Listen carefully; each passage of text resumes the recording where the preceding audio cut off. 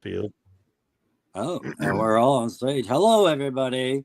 Welcome to the live. I am the crusty old crow. This is the backyard battlefield, and of course, it wouldn't be the backyard battlefield without the guy to the side over here, which is which. It's down south 77 3-star drawl. What's up? You guys recognize, and down below us, of course, but always somewhere among us, never above us, but just among us.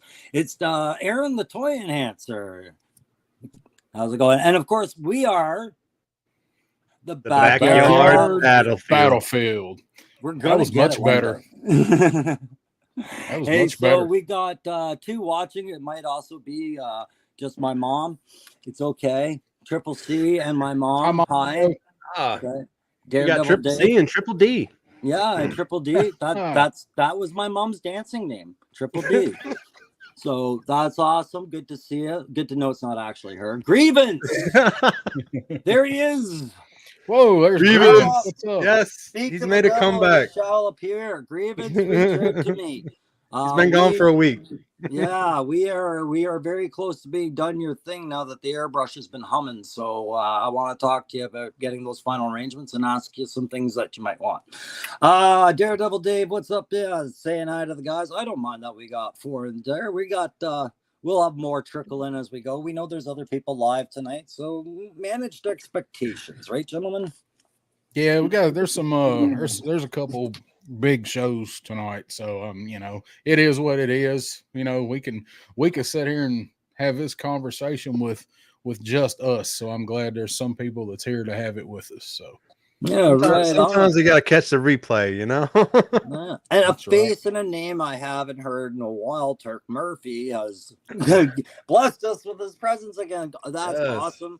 What's up, Turk? Yeah, what's up, bud? I just finished painting up the thing that Turk gave me that I picked up while I was at Joe Fest visiting Aaron there, and that's part of my Mindbender display. So Turk, when I get that video up, that's for you, buddy. Let's have a look. Sean Jones is here. Good to see you, Sean. What's up, Sean Jones?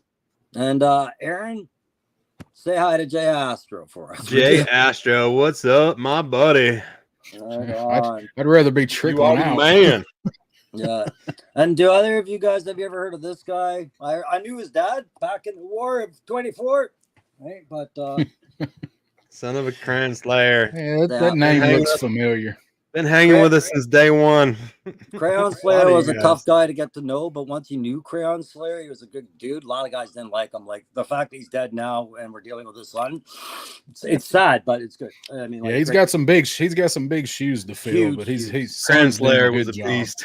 I'm wondering if the son of the Crayon Slayer has achieved his first crayon kill yet, and which I'm sure he's dabbled. Yeah. And of course, by crayons, guys, that's just code we've all established for children. Okay, the Great War of 24 was against the children. We know this now because we watched the Toy Wars and realized that children can't save up for Haslabs, fuckers. Ha ha ha. All right. A lot of grass mowing.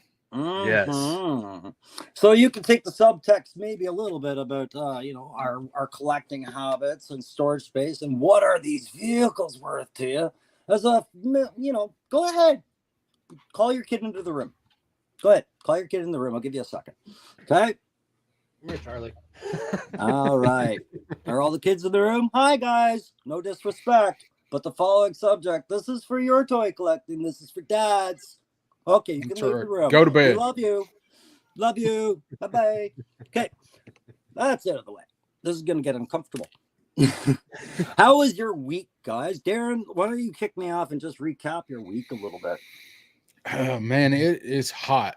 Aaron will probably say the same thing. It's probably hotter where he's at, but it's hot here. It was like so right about 100 today, and luckily I was inside most of the day, although I did have to work with my boss all day, but wasn't too bad. Other than that, man, it's just typical trying to sloth through the work week and get it over with. We got a long weekend coming up this weekend, so if I should have a pretty easy next couple days. So if I can get them knocked out, I'm planning on going down to my camper this weekend and chilling down there. So it's just a regular old mundane week playing with toys.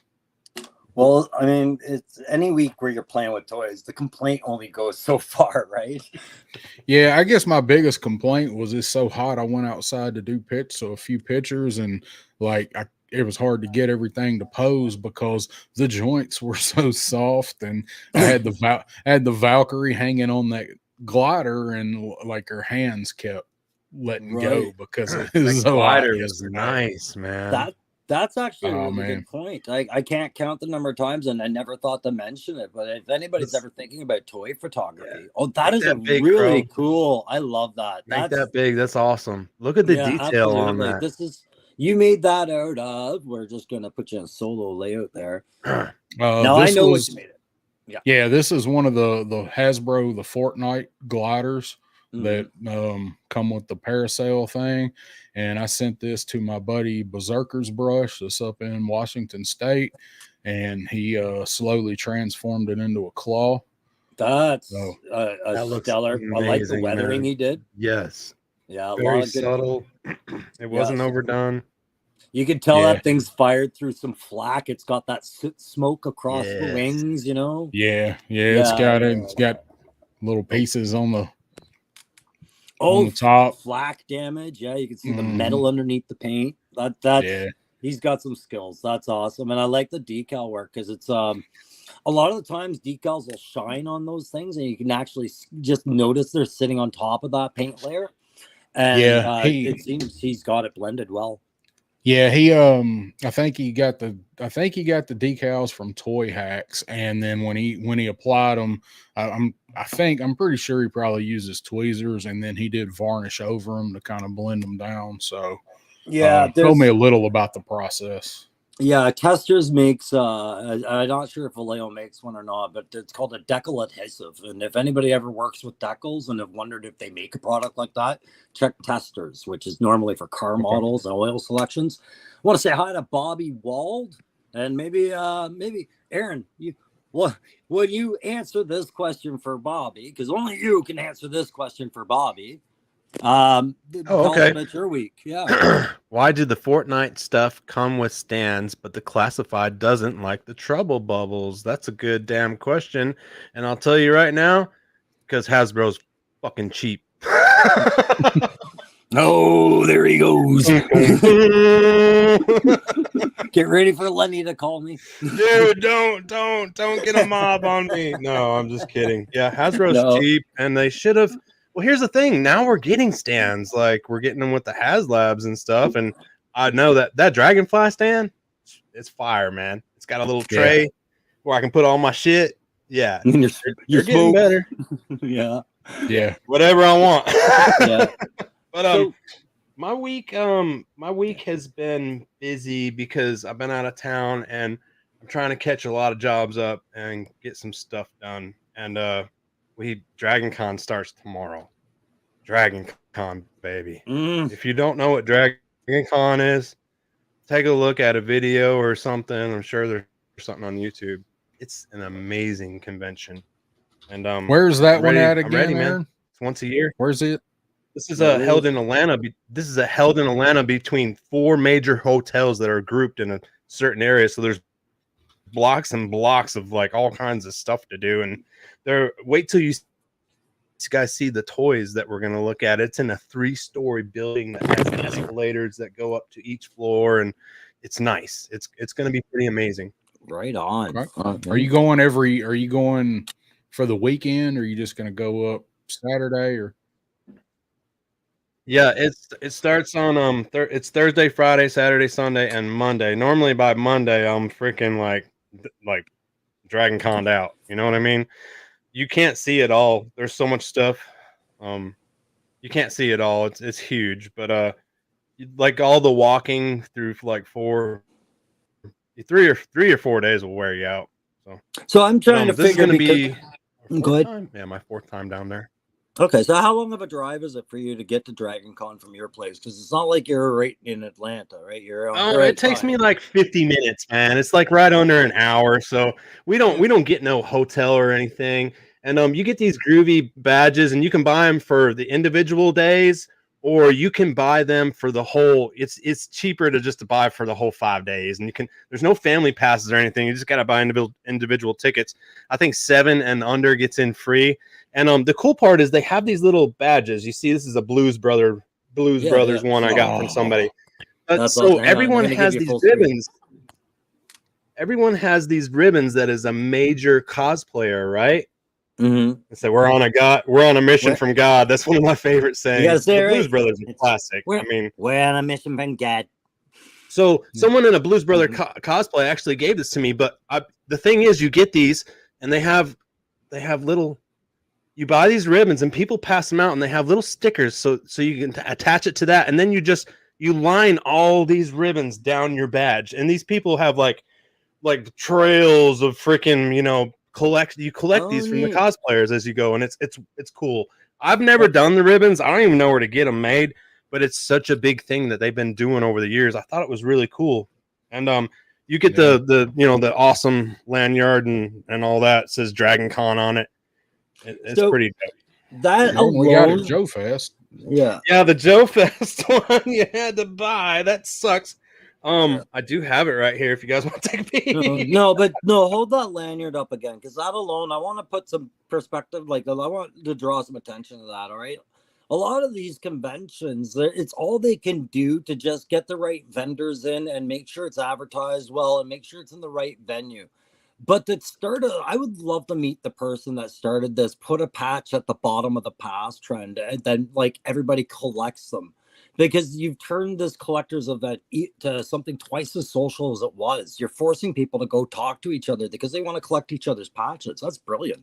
Yeah, that's a really good idea. Yes, because that's the kind of you shit intermingle so much there, and yeah. I mean, I love collecting that kind of stuff. Nobody charges pictures, anything. That's right. Think about an introvert, right? Like, I know some people in our community are very introverted, but now they have a reason to talk to someone that's very, they are expected to be direct. Yeah. And that gives another cool thing is when you order your tickets, you can have your nickname put on there. Sorry, I put my bad. I just want to make sure. Darren, is Aaron's mic cutting out, or is that on my end? Yeah. No, he cut out for just a minute. Okay, I want to make sure it's mine cut out. I'm sorry, I might have a delay. But you can put your nickname on the badges too, and of course I put the toy enhancer this year. Okay, right on. Well, guys, we got to say hi to Roman Graham and Lunchbox Killer. I think we said hi to Bobby Wald, and we have 11 in the chat, and that's good, guys. I know one of you will trip over that like button at some point. Today, before I tell you about my week, I'm just going to remind you what we're here to talk about today, okay? I was joking about giving your kid the middle finger. Go tell him it's okay. You can stop crying, or her. Crow didn't mean it. But what we're going to talk about today is we're going to talk about why were we so fascinated and so divided about why we're wanting these vehicles and what vehicles we want and what we picture it in our heads to all be. What's the psychology behind it? What's the logic behind it? What's your budget behind it? And I'm not trying to get personal about your budget. We're going to put things into certain classes as we go. All right. So if that's the kind of stuff that interests you, please hit that like button, stick around. If you're in that replay squadron, feel free to still comment, man. We read that stuff. We actually do. But just to recap my week, to explain, the movers have come. My house is chaos. This is my reality for the next few shows that you're going to see. You're going to see boxes. Unfortunately, you're not going to see a whole lot of projects getting done, but a lot of projects have gotten done in the days that I had. So as far as show content, it's going to be trying to get the odd video out, and maybe we'll still get together for Saturday mornings, Crows, Joe's kind of stuff, but that's it. And that's my week, guys. Chaos is chaos. Everybody understands it, right? So I just wanted to say, I wanted to go back to Aaron's point about the Dragon Con, and I wanted to just look over at Darren. Are you as jealous about that as I am? I'm looking the wrong way. I'm gonna have to practice that. Yeah, but yes, I am. You gotta do the Brady Bunch look over. Yeah. Why, you numbskull? We were supposed to make this work. We got to practice that. That'll be but I didn't want to take the point away. Aaron is about to go through like a 4-day Joe Fest, And you can get Yeah. there in an hour. Like that's I'm envious. Yeah, that I'm jealous. Atlanta is hopping. There's four major toy venues to attend. And they're spread out through the year. It is a hopping place for toys. Yeah. Okay. So Don't forget to look for the Mythic Legions skeleton. I will look through the Mythic Legions if they're there. That's another thing. Triple C says, what kind of toys are at Dragon Con? Man, there's so many like private vendors and stuff. There's going to be a lot of vintage. There's going to be a lot of new, but that's what we're going to see. We're going to go investigate this weekend and see what the hell, who's showing up. And there will be dragons swindling people.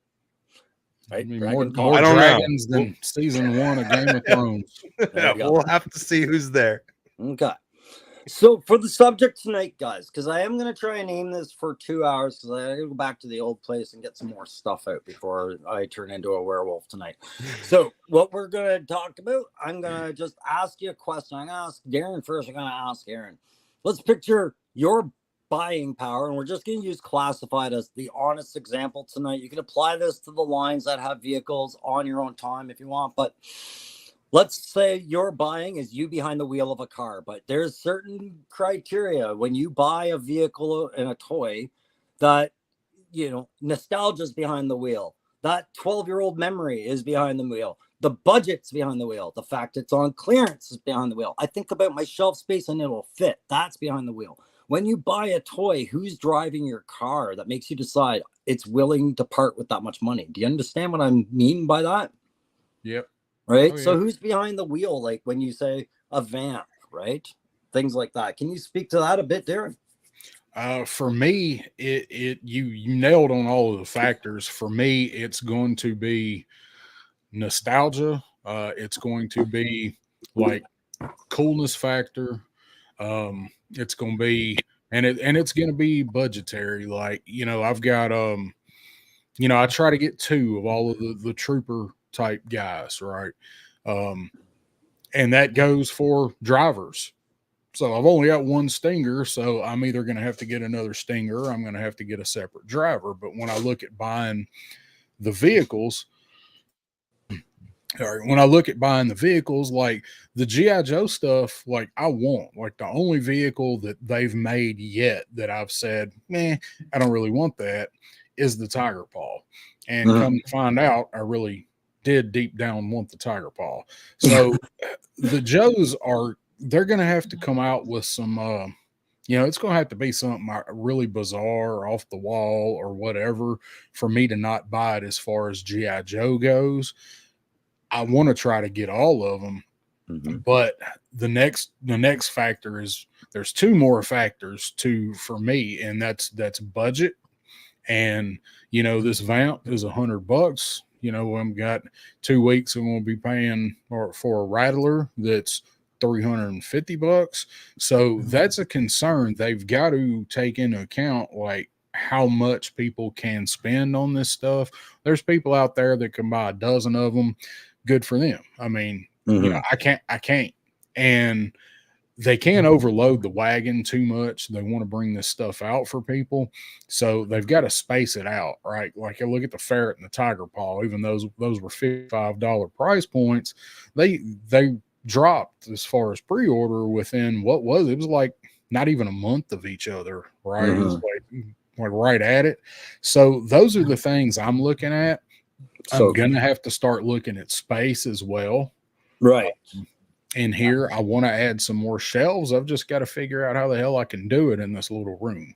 Yeah, and we can see that. I got you on full screen. And if you look at the down south shelves right now, I mean, he could probably strap a couple things to the spinning fan and that would be fun and all, but that's it. Yeah. Right. Yeah. And like, I don't have anywhere back here on my main shelf.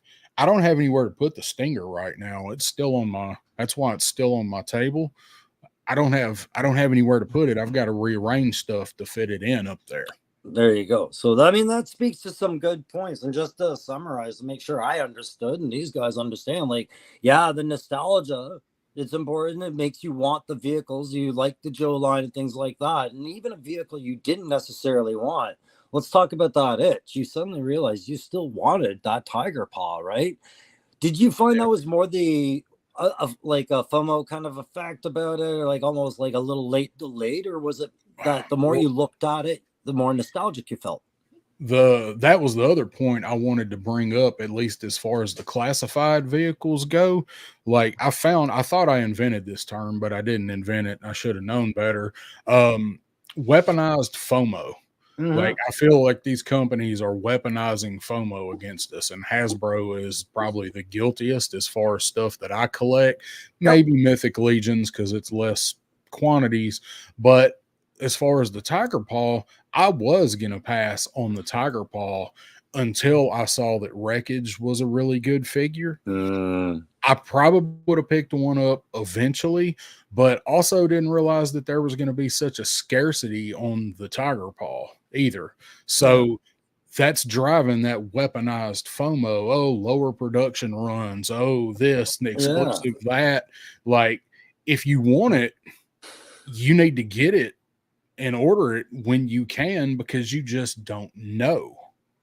You don't know. Perfect. And so, yeah, exactly. And so just to paraphrase, like we said, like it's if somebody's at the wheel, FOMO's out the wheel, the cost balance is out the wheel, future shelf space out the wheel, and FOMO's out the wheel. We just talked about that with Darren. Aaron, for you, I don't think it's much different, but there might be the odd factor. And guys, I gotta just quickly turn to Triple C. Fun factor, playability. Of course, that's a factor. How interactive is that toy? Right. Thank you, Triple C. And he wants somebody to do a video again, by the way. But Aaron, your thoughts? Exactly. I mean, it has to be like a cool toy.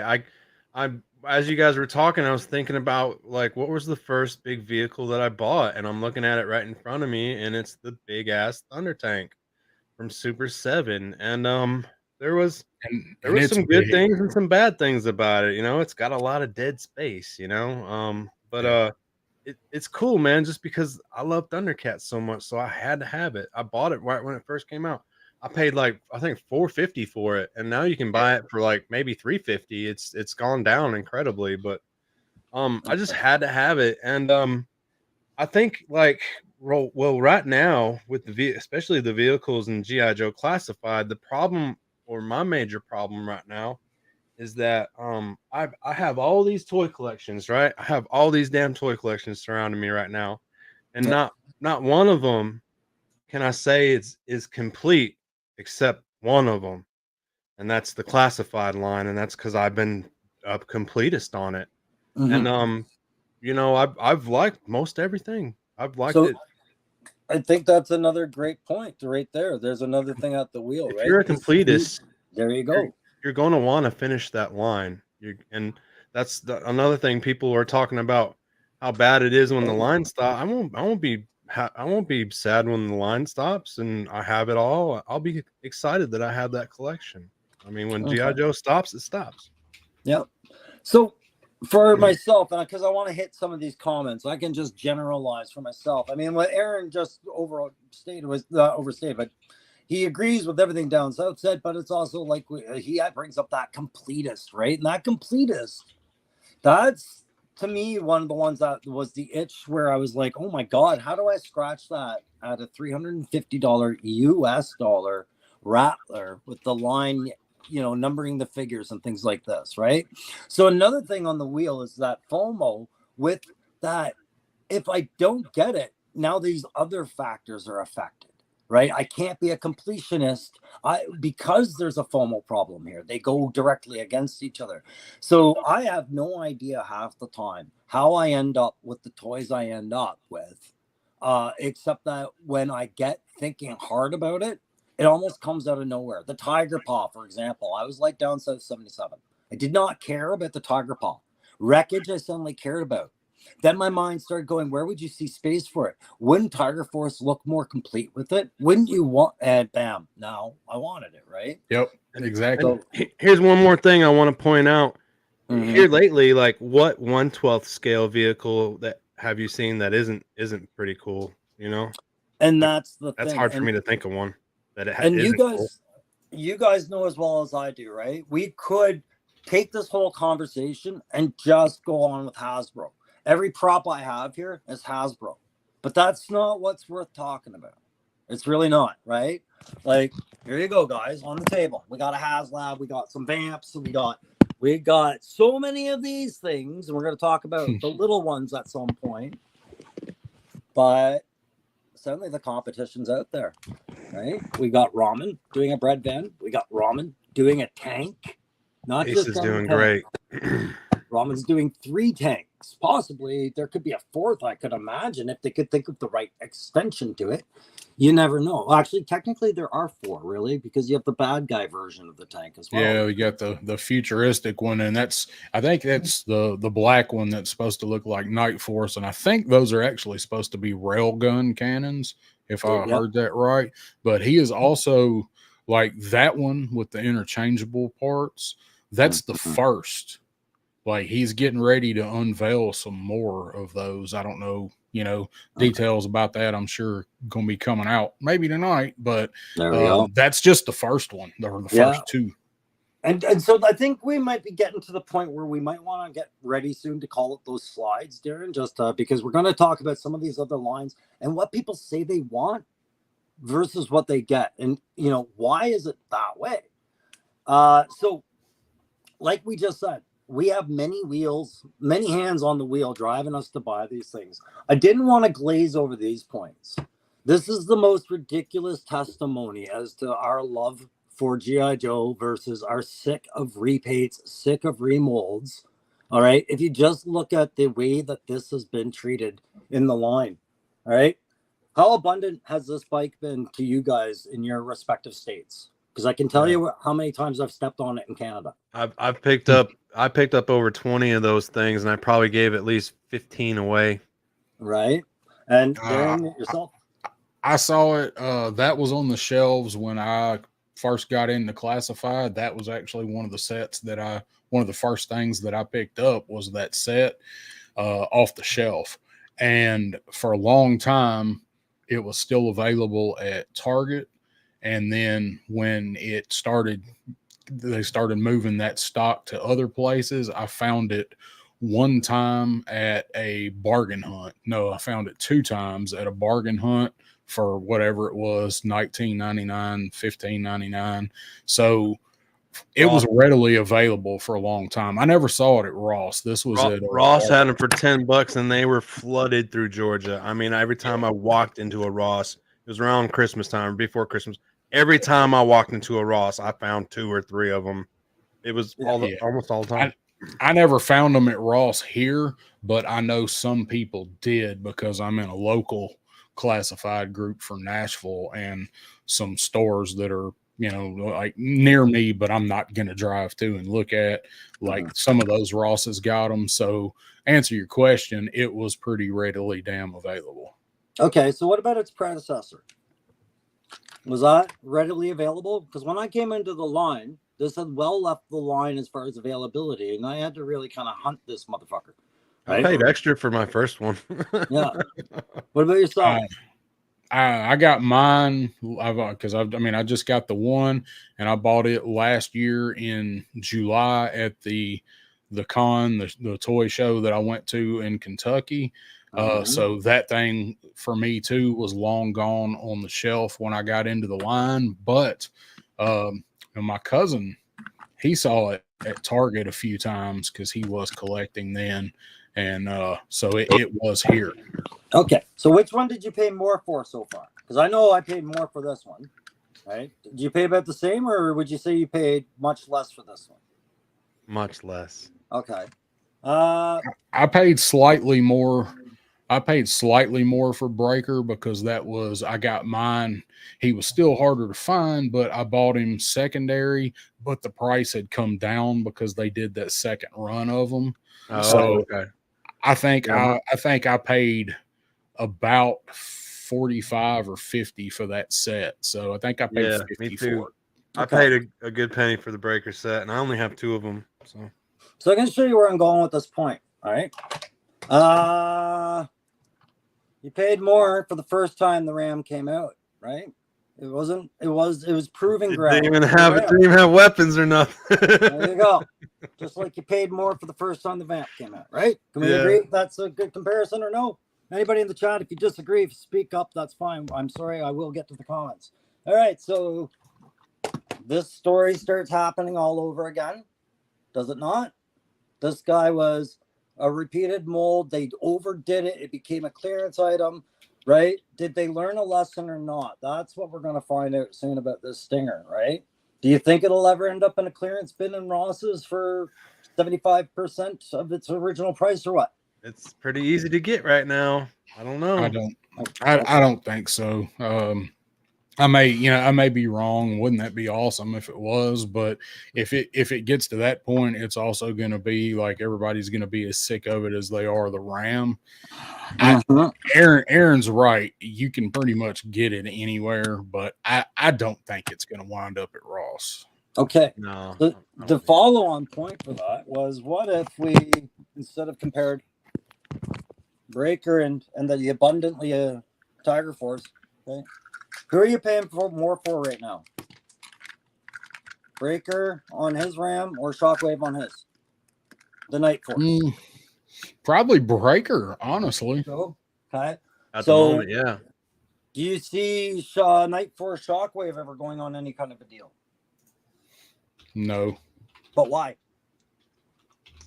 Because he was an exclusive for Walmart. Okay. I don't. We didn't make a bunch of them. Well, I mean, he was never like. It was never hard to get. Like, it sold out on Pulse for a minute, but it was always available on Walmart. Yeah, it's still up there. You can still get it, right? Yeah, I'm looking it up right now. Yeah, yeah, exactly, right? But for some reason, it's a little harder to get than the Tiger Force one, right? So, it makes me think of all the other Walmart things that are hard to get. There we go. So it's weird that Tiger Force is like a Target exclusive line and Toys R Us exclusive here in Canada. Night Force is a Walmart exclusive, Hasbro exclusive kind of line. And the difference, everybody says, I love Tiger Force. And yet, all these things end up in clearance, right? But the problem I see with the Vamp, why I'm warning people, don't expect this. All right?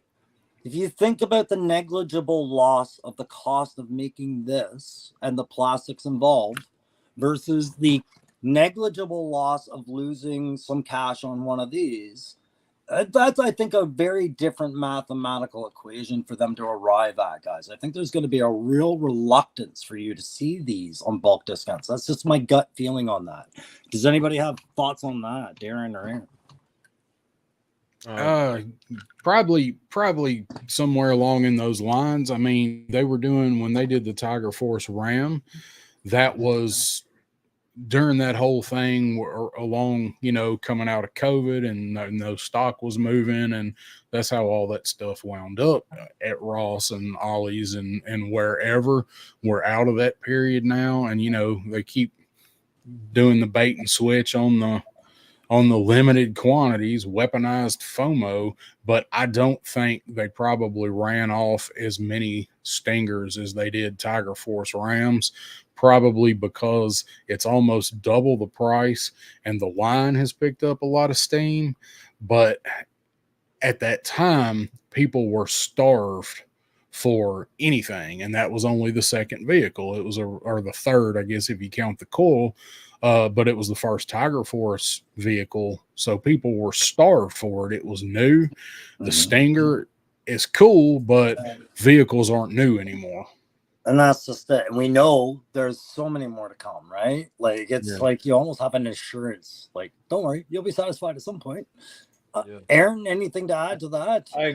I kind of agree and see where you're going with. There's too much production and plastic and figure sitting right here to for it to be on clearance. I don't think we'll ever see it on clearance. They'd rather let them sit there for $100. Yeah, maybe. Recall them. I don't know. I just want, before I get to we've got some pictures I want to show up, because I've kind of been building to a big point about how Hasbro, Ramen, Vala, all these guys have to deal with us fuck knuckles. Okay. I just want to say I Dreadnought K6, who does the G.I. Joe sublines. I do 0 G.I. Joe sublines. I'm a Cobra man. He's all man. He's all Cobra. All right. I do get all the Cobra shite. Okay. Wraith Mace is up here. You stopped on any line that you can just cherry pick. Yeah, I'm the same way, man. There's some I have to cherry pick. Joe's one cherry of the pick. ones. Yeah, I cherry pick Mythic Legions. yeah. Yeah.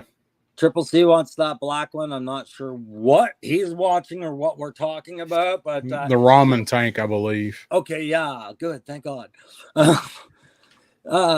He's still watching the show, is my point. Turk Murphy, cherry picker, right on.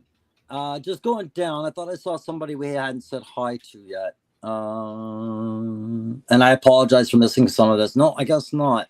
I think you guys overestimate how much it actually costs to produce these, especially on reused molds. No, you're right.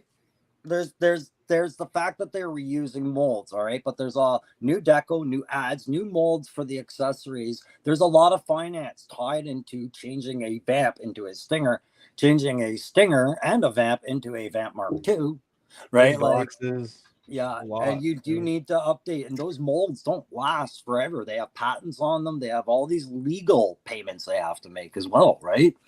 They finished that stinger run or the vamp run when they made the vamps. As soon as that last one come off, they washed that shit out and started doing stingers. Yeah. All they had to do was the missiles, the doors, and the roof, the other little pieces. That's all they had to do. They didn't have to do much of anything to make the stinger. 2023, guys. It was printed in 2023. Okay, so that was, yeah. Either way, but I mean, it's a fair point. K6, like you can easily overstate these price differences because sometimes some things seem like they'd be much more, but it's all the other nuances that come with it that add to it. Like I said, making missile racks, making a custom axe rack, making a jerry can, all that stuff. If it hasn't existed in the line yet, The it hood's needs to be developed. different. Yeah, it's Yeah. So, Darren, or down south, could you call up that? So I'm going to call up this slideshow here. That piece is different. There you go. okay. Right. I haven't opened mine yet. Yeah. So, guys, what I was going to talk about was just really quickly, because I'm gonna draw some eyes onto the Vanguard by Valaverse just for a minute, because I'm gonna be one of the guys that's in the middle ground and says everybody's got a really good point. Just you've got a good point, but can we just for a second remember what toy companies are having to hear us ask? How many hands did you have on your wheel when you went to go buy that toy? How many reasons did you have to go that they had to get in front of to give you the right toy, right? If you look at a military line of figures, Darren, you can just scroll through some of this. This is an example of covert, guys. I'm going to talk about covert and overt because it's very relevant to Vala and to Joe and to Delta 17 and to this is my favorite recce vehicle right here that I wish the Vamp could have had a follow-on and Vala could have looked at this. This is a French VBL. It's a small little Jeep. You can see the dude sitting on top. Perfect little shelf toy, all right? But this is an overt military vehicle that looks good with overt troops. Here's the problem. A lot of our favorite characters are dressed in either they're operators, which means they're private contractors, or they're covert special forces characters, and then you have your overt over-the-top guys. You wanted a reflection of all three. You like the covert guys. You like the special operatives, but you also like your standout guys. But the problem is, if you keep going through this, when you get into vehicles that special operatives use, they don't want to be seen, so they buy the normal trucks and cars everybody else buys, right?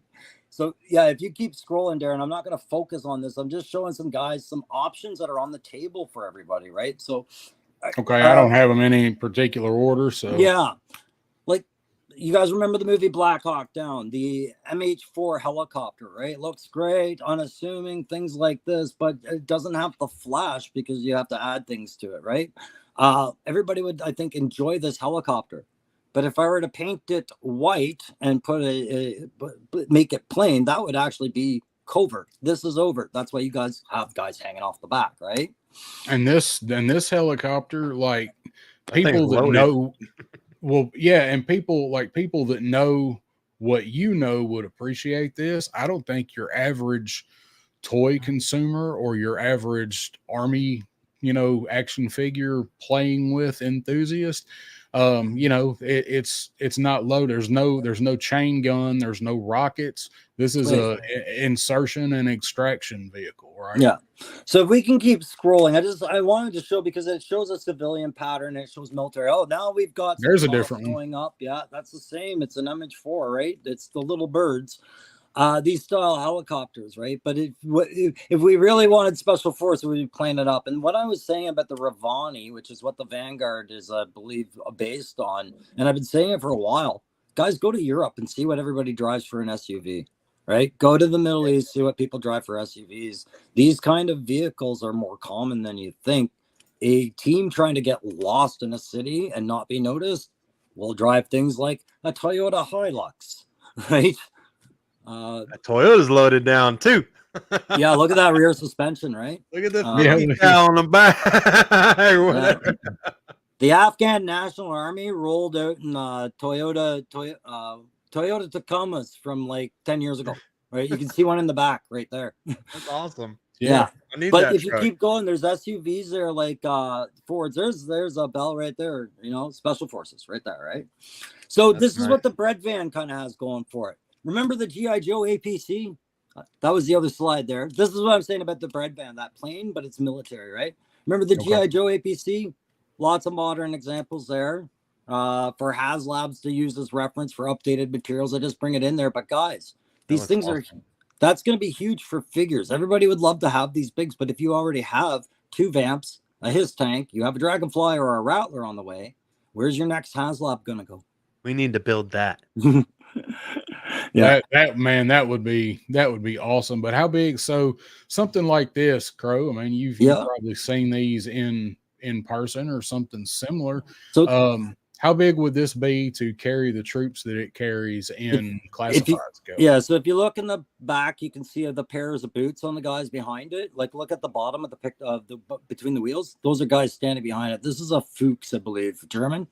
So you'd probably fit standard. You'd want 8 guys. 8's a section. So this would be an infantry fighting vehicle or an armored personnel character. I believe it's classified as an IFV. So you got your guns and everything like that, but you have your troop load. But this would be expenses of hell for guys to make on a company. Like, could you picture? And this is where I was going with Valaverse. The reason we're all amped up about the Vamps and the Hiss and everything like that is because we have a memory of it. We had these when they were younger. They've been in our comics and in our lore for years. Where did we want Vala to start? Where we wouldn't have said, you're just trying to be Joe. Yeah, that's a good point, because I think that's an excellent point, because I think that is a lot of people's hang up on that vehicle, is because we didn't have that one when we were kids. We didn't even know what the fuck that vehicle was when we were kids, the Ravani, and he's trying to make something different but similar, and everybody just, you know, like hates on it because it is a, you know, it's an SUV type vehicle, but they don't understand that it is for special operators, like, you know, government type, you know, clandestine stuff. Yeah, and I see, sorry guys, I'm not trying to ignore the side discussion. We are going to talk about bikes towards the end a little bit. I see a lot of discussion about bikes. That's why I'm kind of just going with it. But yeah, so with the Ravani, I get, like, he had to roll the dice. He had to come up with something individual that had play function. Well, you can fit 5 to 6 or 7 figures in that. Right, Aaron, I just, like I was saying, I could probably cram 11 guys into this. But what do you think that would cost if, say, Vala said I wanted to really bowl them over with a real military-looking vehicle, right? Would that have been a gamble for him? Yeah, I mean, shit, if he made something like that, that would have been great. I like, I mean, the Vanguard doesn't look that bad. The more I look at it, to, you know, I can't wait to get it. I get it Saturday, but man, you know, for me, it's like, how do these vehicles come into play with my toys? And I think Savage Land hit it best with the Ravani and he's like, he wanted that SUV look, that almost civilian look, but still a hyped up, you know, vehicle. I mean, absolutely. And he put his Biggie Smalls right next to it, man, and it looked banging. It looked like something Biggie would have hopped. Unfortunately, it didn't fit because Biggie's not articulated enough. But yeah, I watched that. It looked like something he would just that Biggie would have, man. You know, he Yeah. would have that Vanguard. Guys, being speaking of bulletproof, getting shot at all the Savage Land just did a review on the new wheels for the Vamp, so make sure you check out Savage Land because the new gridiron wheels for the Vamp are balling, man. I'm like, I want the fifth wheel. Yeah. Hey, Yeah. down south, I'm gonna get you to keep scrolling. There's a couple more vehicles, and I didn't want the slideshow. Hey, recognize that son of a bitch? Yeah. There she is. There she is, eh? So the point I Four-seater. was making about the Fuchs there, and we're going to see a couple more in this slides, like the Fennec and some other armored vehicles. Is yeah, of course, it would be awesome if Vala came out the gate with his very first vehicle looking like an armored personnel fighting vehicle like that, right?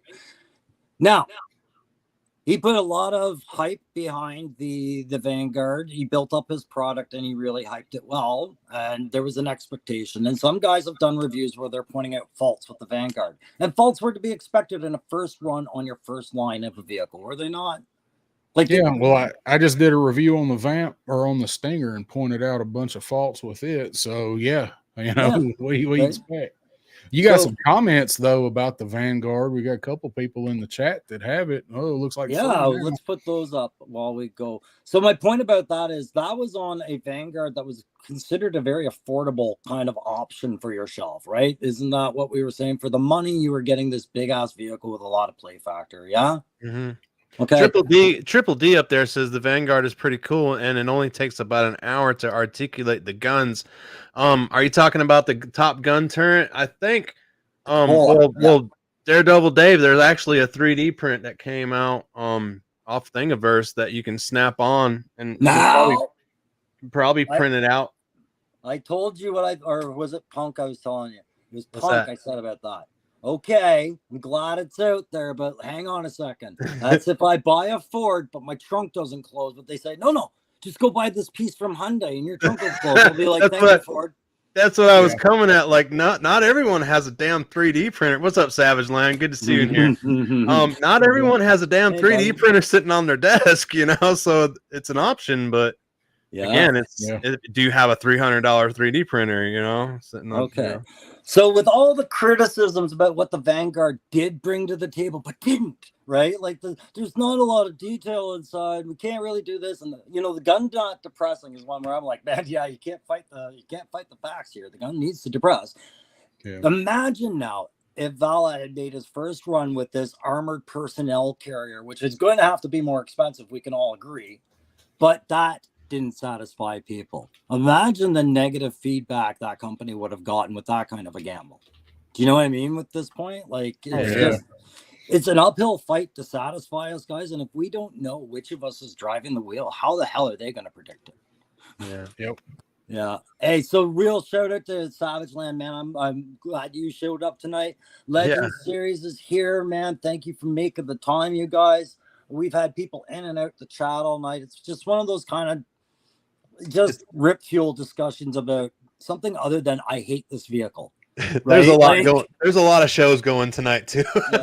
By the way, this Toyota Tundra, I believe it is off the side, is actually a special forces vehicle used in Iraq.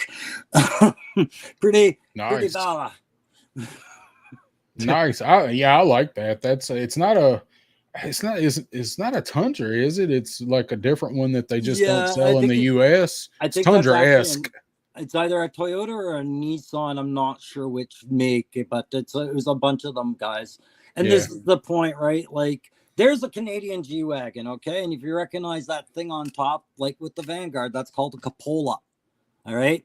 Here's what I was telling Punk with Toys. A problem with the Vanguard has is you got 4 places to stick your figure in the left, right seats of the front and back, right? But this guy has a very small little ass cheek of a seat sitting on the edge of that cupola. And that's not how these things work. What actually happens is there's a swing harness the guy's sitting on that sits about level with where the rear view mirrors are down there. That's what he's sitting on. He's standing on some ammo cans and a raised portion between the 2 seats. This isn't in the Vanguard. So this is why this cupola is kind of awkward with your figure. Be warned. All right. But the quick workaround is stack some fucking ammo cans under that. Let him stand on it. Right. Right. Yeah. But I seen one guy who had him like his feet was like squinched up in the turret. and it looked like he was sitting like squatting, like. Yeah, there's ways you can adapt yourself in the turret, but as soon as you go rolling out the gate, the last thing you want is to be sitting up as high as this guy is in his turret right now.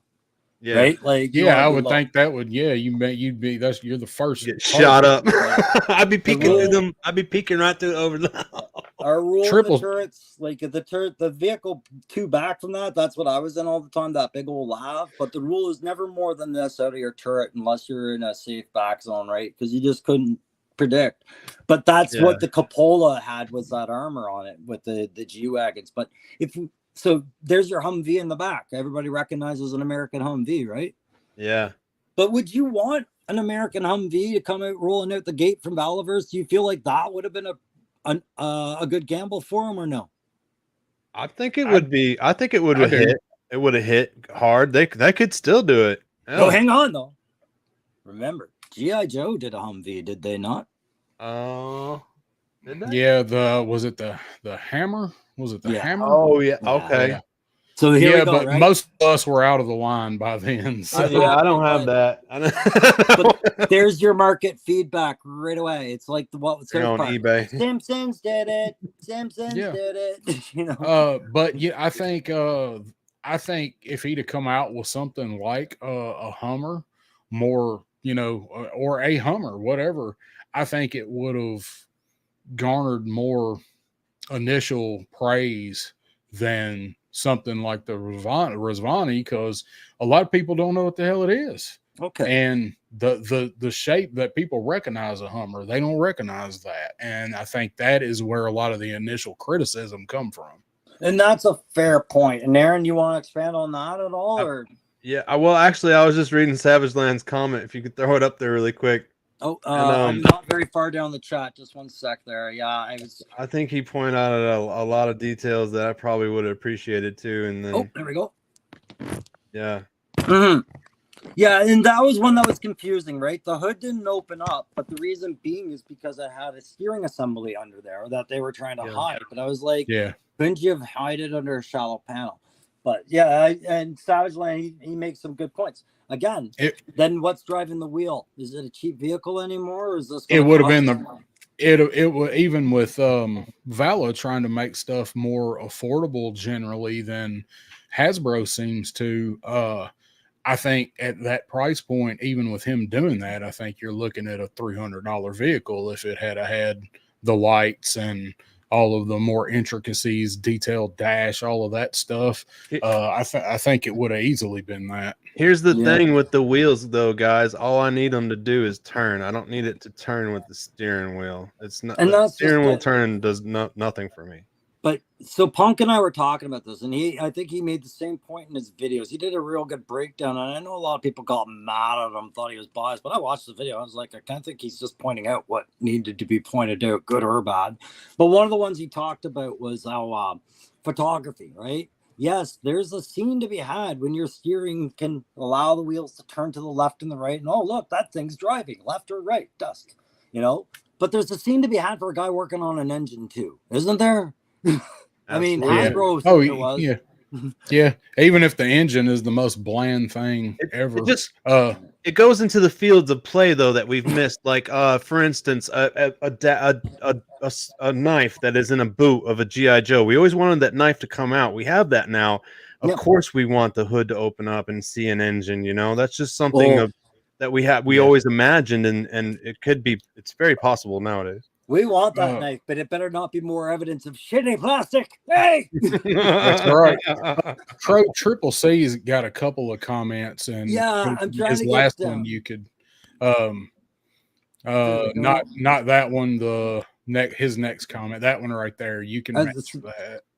So that's a good question. So no, a lot of the times, unless they are like covertly built to have the bulletproof glass and some sort of reinforced, they're standard military vehicles. That's why we don't want them seen, is because there's nothing up armor about them. The most things you'll get in any vehicle, if you guys are any conversion guys out there that want to do this, because we're doing this to my Vamp, is just out of green stuff or putty, you can make blast blankets. Type in blast blanket, ballistic blast blanket, and put them on the flooring. Protect your driver's legs. That's all it is. It's a ballistic glass blanket, right? And they bolt them to the floors. That's about all you get in these things. So Savage Land, did he say something else about the? Yeah, we got to No, that, and I then I think see. that. Yeah. Okay, so the Humvee, I think what we can take away from the Vanguard, right? Let's use Bobby's personality against him a little bit. Okay, this is why I'm saying it. And just say that he aggressively advocates for his product. Is that not true? I gotta peek over the chat. Yes. Oh, sorry. Yeah. Let's. Is there another layout? No, I'm kidding, Crow. I'm kidding. Yeah, I'm just seeing if I can play with the layout. So if he's aggressively, we know that one of the things he says is basically Hasbro does this or what for you. I will do this and that for you, right? So if here's all that like unfiltered feedback from the Vanguard of what we didn't like about it and what we loved about it, who's to say that second vehicle isn't going to be a Humvee? Who's to say it's not going to be something amazing, right? The Vanguard, just like the Vamp and the Ram, were his first experiment into that vehicle market, right? And I don't think he hit bad at all. Yeah, I don't think he didn't. I don't think he hit a home run, but he hit at least a double or a triple with it. You know. Let's see something amazing, Bobby.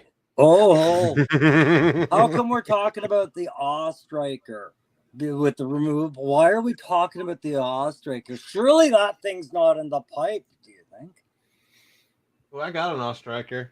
It's an old one. I wonder. So, dude, do we have more slides or are we through those slides? Because I mean, oh no, we got more. Okay, we shouldn't have too many more, guys. Photography. These are great slides, by the way. These are great pictures, man. These are just pulled off of Google. I apologize to no one. I stole them off the Googles. They're awesome. Yeah, but I'm not sure which. Like Darren, if you said there was more, if we can cruise through those a bit faster. Faster, Darren. And I will mention one thing, guys. I'm doing it. Okay. Yeah, no, I'm not criticizing Darren. It's just computers are computers. Right? I wanted to put the pressure on. We all know that these pieces are going to lead us to the Vamp too, right? We understand this. But What about the missile rack? Do you think that missile rack, they could land in the middle and make that into the same missile rack they'll use on the Arctic Cat? Right? Pieces reused. Here's a silly looking vehicle. Isn't that silly? Deadly as fuck with a phalanx cannon on top of it, but I mean, that's awesome. It looks like my work truck. Hey, look, there's the shovel. Oh yeah, does it come off? Do you want to know another advantage for this, guys?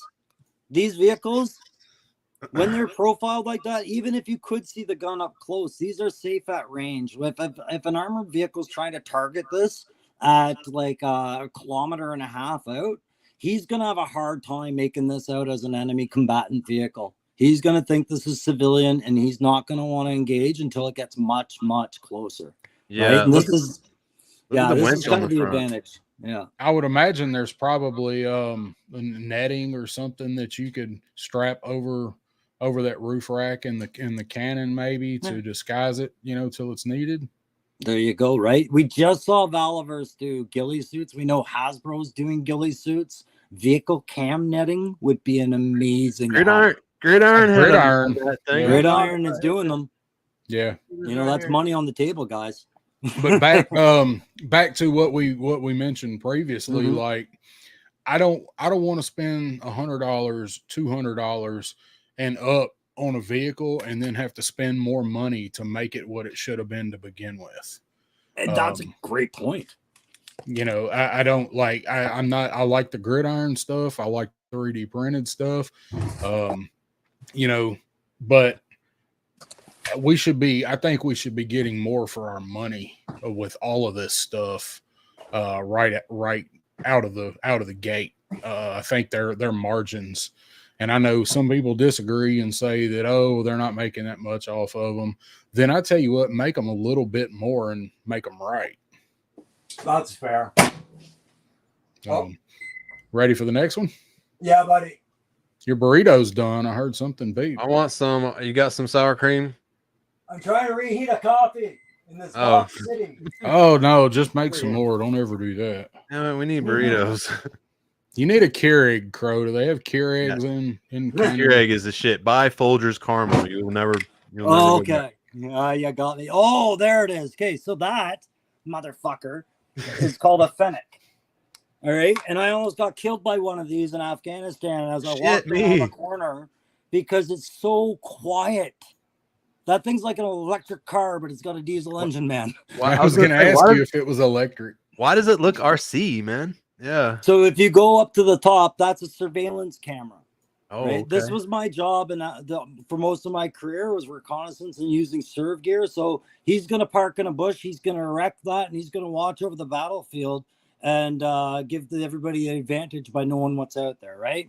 But if you look at does that extend up, Crow? Yeah. They're telescopic. Okay, So there's a big. That's the word I was looking for. Yeah, the big cylinder in the hull, it all drops into that. Canada's Coyotes have them, but we have to put the camera and everything on. We have to assemble it all, right? Shit, let's get some damn Kickstarters going, guys. Let's start making some cool this vehicles. Goes back to the point, right?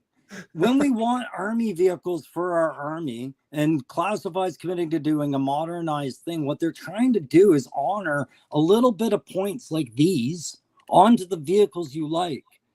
The problem is you can't really do this to a Mobat.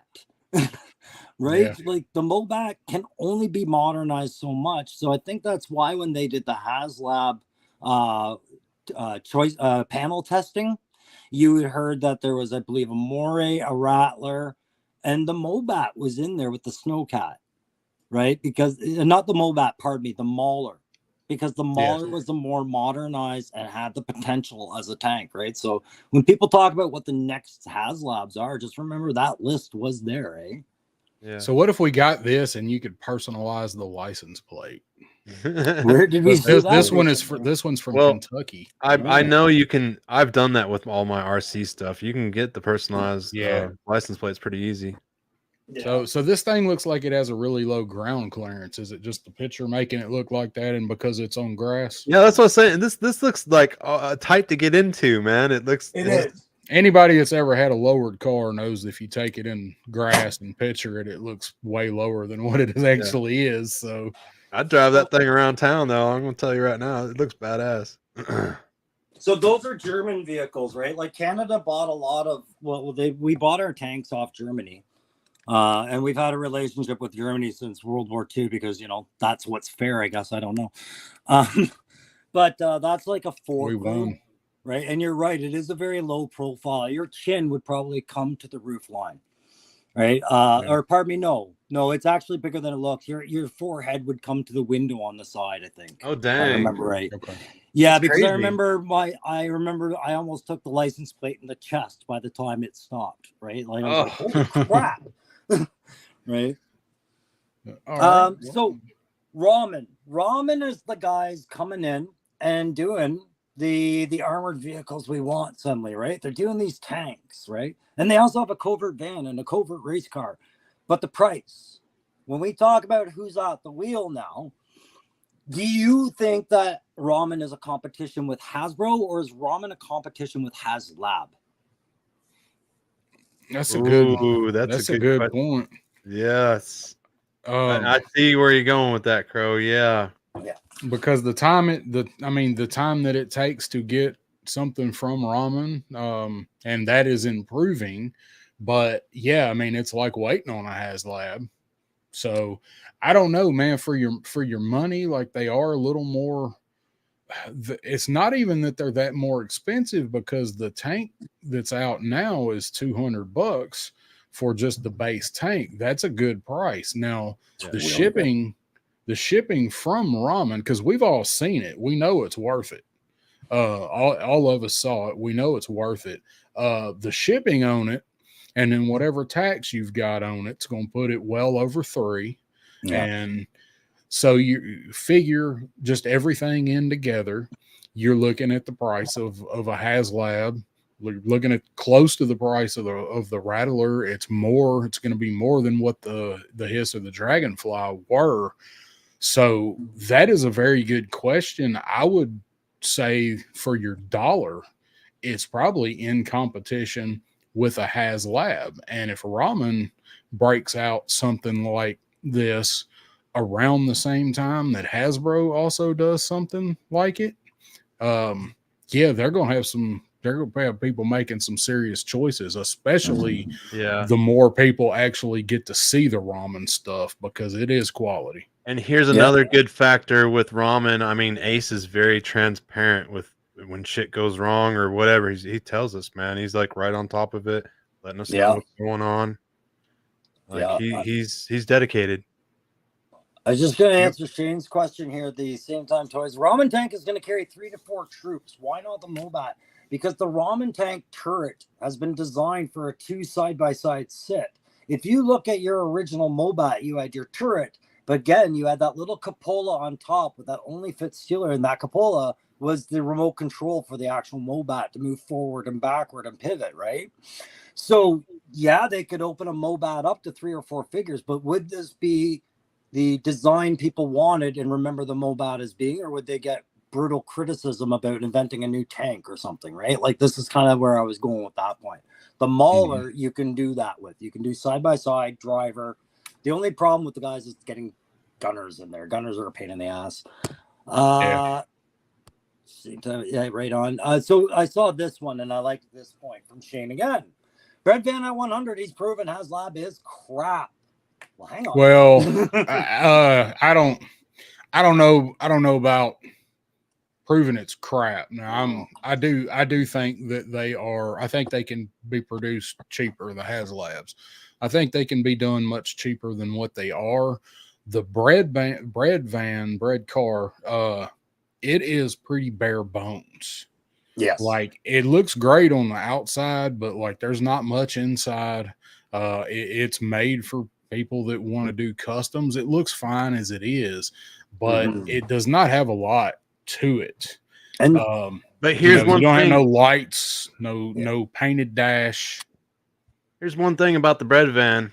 I haven't met a person that doesn't like it. Honestly. and that's the Yes. thing. But we saw, I think Punk was talking for a bit on Monday Night Ramblings there, right? I think it came up that it was going up for pre-order. He talked about it. If you noticed in the pictures, the white and the black and the A-Team, they showed each, right? A-Team's going to be more expensive because it has the magnetized additional parts, and it's got that extra paint, gloss and all that other deco kind of stuff going for it. I thought the reason the bread van was $99 or $100 was because the black and the white lacked any paint on the interior whatsoever. But when I looked at the photos Punk was showing, I think I saw those vans painted. And I was wondering, okay, which is the truth here? Because if they're painted at that price, that's incredible. But that's not what I walked away with the impression when I saw them at Joe Fest. I thought they were coming with a blank interior. Anybody? And we probably saw early tests too. Like, all that stuff was probably early prototypes. I know not every function of everything was perfect on it. The Wolverine missile launcher pod, actually something I think it fell, I think, and part of that broke, but he said that wasn't what it was going to be. This is an early version of it, so it could be with the bread van. It may be. That's Either actually, way, even if it's not, for $100, man. Yeah. I mean, it's great. That was actually funny, man. So I did watch because I was really wanting to. I don't have a Vanguard yet, right? But I wanted to find out more about this because I didn't want to sit there and go, "Yeah, I love GI Joe," or "Yeah, Vala." I wanted to see what everybody was. So I watched Punk. We need to get a Vanguard to Crow, man. I know he loves Well, I'm it. going to buy one off of somebody at some point. We need to find him one, guys. Here is the thing about the Vanguard that I liked the best was I actually watched a video about prototypes that Valverse did on their site the last couple of days. And they were talking about what is a prototype there for and what is it worth? Why are collectors so after it? And from a developer's mind, they're like, I don't get it because this thing's a piece of shit. I don't care what happens to it if you drop it. It's a prototype. We worked and built off of this, right? So when things fell down at Joe Fest for Ace and Ramen, like, yeah, these were more finished copies, but I'm pretty sure it was more like They are serving their purpose right now. Who gives a Yeah. fuck if one of them breaks? You can see them. You can see what it's going to look like. Yeah. Basically, you can touch it. It's tangible. You look at the detail. Like I touched some of it. I didn't pick any of it up. Punk got to juggle it. Yeah. We heard Yes. Punk's story about the bread van, and Punk also said that it is nice and solid, felt good, So Yeah. No. I've got some decent video of it in my Joe Fest video that I've got on my page. So if anybody wants to, you can skip through it and find where I talk to Ace for a second and look at that stuff. It looks good, and what I saw, it feels good. So. Mm-hmm. And that's the thing too, right? Like when the guy is coming out to talk about his product, I think people are underestimating Ace on how relaxed he actually is. Like he is not tense, man. Like people, I don't know. I thought I had the impression, like when I was going to meet these guys at Joe Fest, they were going to be all business, man, just all business. They were probably one of the nicest, most sociable teams out there with the best rep. Very confident with their product too, man. Huge confidence and so open about it, right? Like I asked him about a billion questions about that tank coming from an armored background. He answered every single one like it was just like, I'm used to this. Hey, I wanted to just ask one thing. So, Shane, I'm not calling you out, but brother, it seems like you really had a disappointing experience with your Haslab, and I'm wondering which one is on your mind when we're talking about the Haslab model is crap. Is there something that's really got you going? Because it's okay if you do, buddy. I just kind of wanted a little bit more on that. Or do one of you guys have a theory on which one he might be talking about? I don't know. I talk to Shane almost every day. I don't know which Haslab. Yeah. Yeah, I didn't really hear much as far as quality control, issues really with the hiss. The only problem I have is the turret doesn't, like, it's kind of loose, like, when you turn it. Said all of them. I want them all. I want them all. So I think, my biggest problem is I think they are too expensive, and I don't think they should be soliciting one until the other one is on the way, at least on the way to us. Sure. I know stuff backs up, factories back up, whatever, works how it works, but we haven't seen shit about the Dragonfly. So, hey, yeah, and I know there was an update the other day, but we didn't know how legit the update was about the Dragonfly. Yeah, I didn't know if you guys were going to talk about that or not. I'm sorry. No, because I just don't know until it's spoken out by Hasbro. It's a rumor, right? Well, that guy, I know. I'll bring it up. Sure. Okay. So I'm cool either way. So Jedi Jaybird posted on X, I think, that where's the clip? You got the clip? The first. No, I don't have it. I don't have it. That anyway, it was about 1,700 copies of the Dragonfly have hit the U.S. shores. Like they're here, but what we've also seen. We've seen this same information. We saw it with this thing 2 months ago. He's accurate. The guy wherever he gets his information, the stuff is accurate. It's here. He posted it with the Once a Man Cobra Commanders when they got here. Something like his information is solid, but once that report is made, it's still going to be weeks, if not months before, because the rest of it has got to get here, right? And they've got to get it to distribution centers, packaging, all of that shit. Like it is pertinent information, but by the time we actually get the Dragonfly in our hands, we will forget that post was ever made. But it is exciting to see that they're here or they're coming. So. I'm telling you guys, if we band together as brothers and infiltrate the loading docks, we can have them Dragonflies by the weekend. We just got to try. Yeah, because I'm going to fit in good with the Teamsters, right? We'll be in jail afterwards, but they should be. I would imagine they're probably coming in on the West Coast. I would think. I don't know. I don't know where their ports are. So, So yeah, all right, and we so don't know the holdups too, right? So hey, Darren, any more pictures we can roll off? I'm sick of looking at vamp inspiration. all right, didn't know if you Hashtag wanted to vamp talk vamp. about the cheetah or not. So The yep. cheetah, yes. Oh, we can just scroll through. I don't think there was any more but there's the Toyotas that A lot of mostly. Toyotas. Yeah, like look, there you go. There's a special forces truck. Look how silly it looks. Ridiculous. It's got a breather at least. That is definitely. It's that got one a right in the snorkel. water. It's got some beefed up ass suspension. You don't win wars with beige. What if it was anyways? What if it was muddy? Muddy. You have one of this thing in the mud. I need some bullet holes in mine. You know what I love? I love soldering iron snorkel on the side, right? If we forward our vehicles, that's awesome. That's one thing I feel like the Stinger and the Vamp are missing, even though they weren't really original to it. That is one thing they could have easily give us an upgrade on and thrown a snorkel on there. Because look at the ground clearance on your Stinger and your Vamp. This thing is going off the hell road. Mm-hmm. It's going through some creeks. This Mine's going to this weekend. I have a hard time believing that Lamborghini ever had a hard time fitting turbo under a hood. I just have a hard time buying this concept on that. That's the piece I don't like on my Stinger. Seeing that turbo hanging out.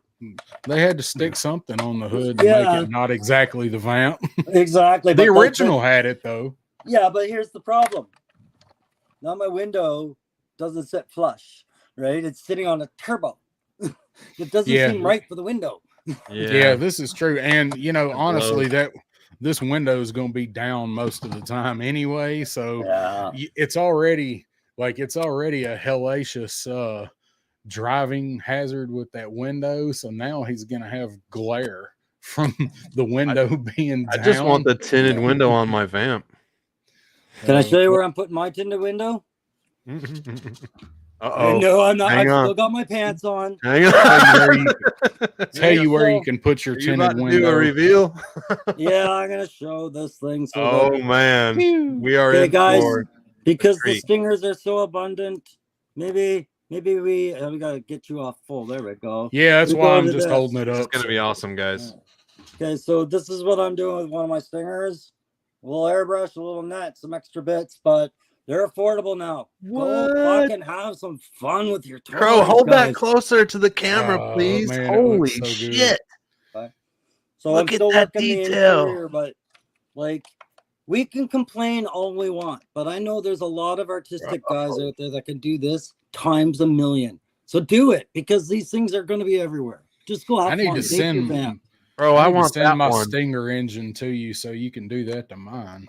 That is amazing, man. Yeah, that looks great. So we're gonna order some way better since you put it back together. It looks so good. And I'm gonna order a gridiron for that. And nice. Thanks to Savage Land, I might end up buying new wheels. Motherfucker. Savage Land. Hey, he put together a banging ass video this week. It was awesome. Yeah, I mean, it had all the vehicles and it was great. Yeah, I watched that. That was a good video. Upgrades. Yeah, he knocked it all out in one video. There we go. Yeah, man. And like I said, I had just discovered those wheels on the website. And then Savage Land put it to video, and I was talking to Puck. He's like, Savage Land put it in a wheel video. You should watch that. I'm like, yes, I should watch that. Yeah, those wheels, man, they look so good. I wish, the wheels and tires look okay, but when you see them next to those, when he was snapping them on, he showed him snapping them on, and you saw what one looked like, and then he was like, all right, let's pop this one off, put this one on, and you got to see the new one versus the factory wheel, and it's like, oh my God, why did they not do that from the start? Yeah. Savage Land, they need to be giving you a kickback, brother. You need a discount on your next gridiron shit.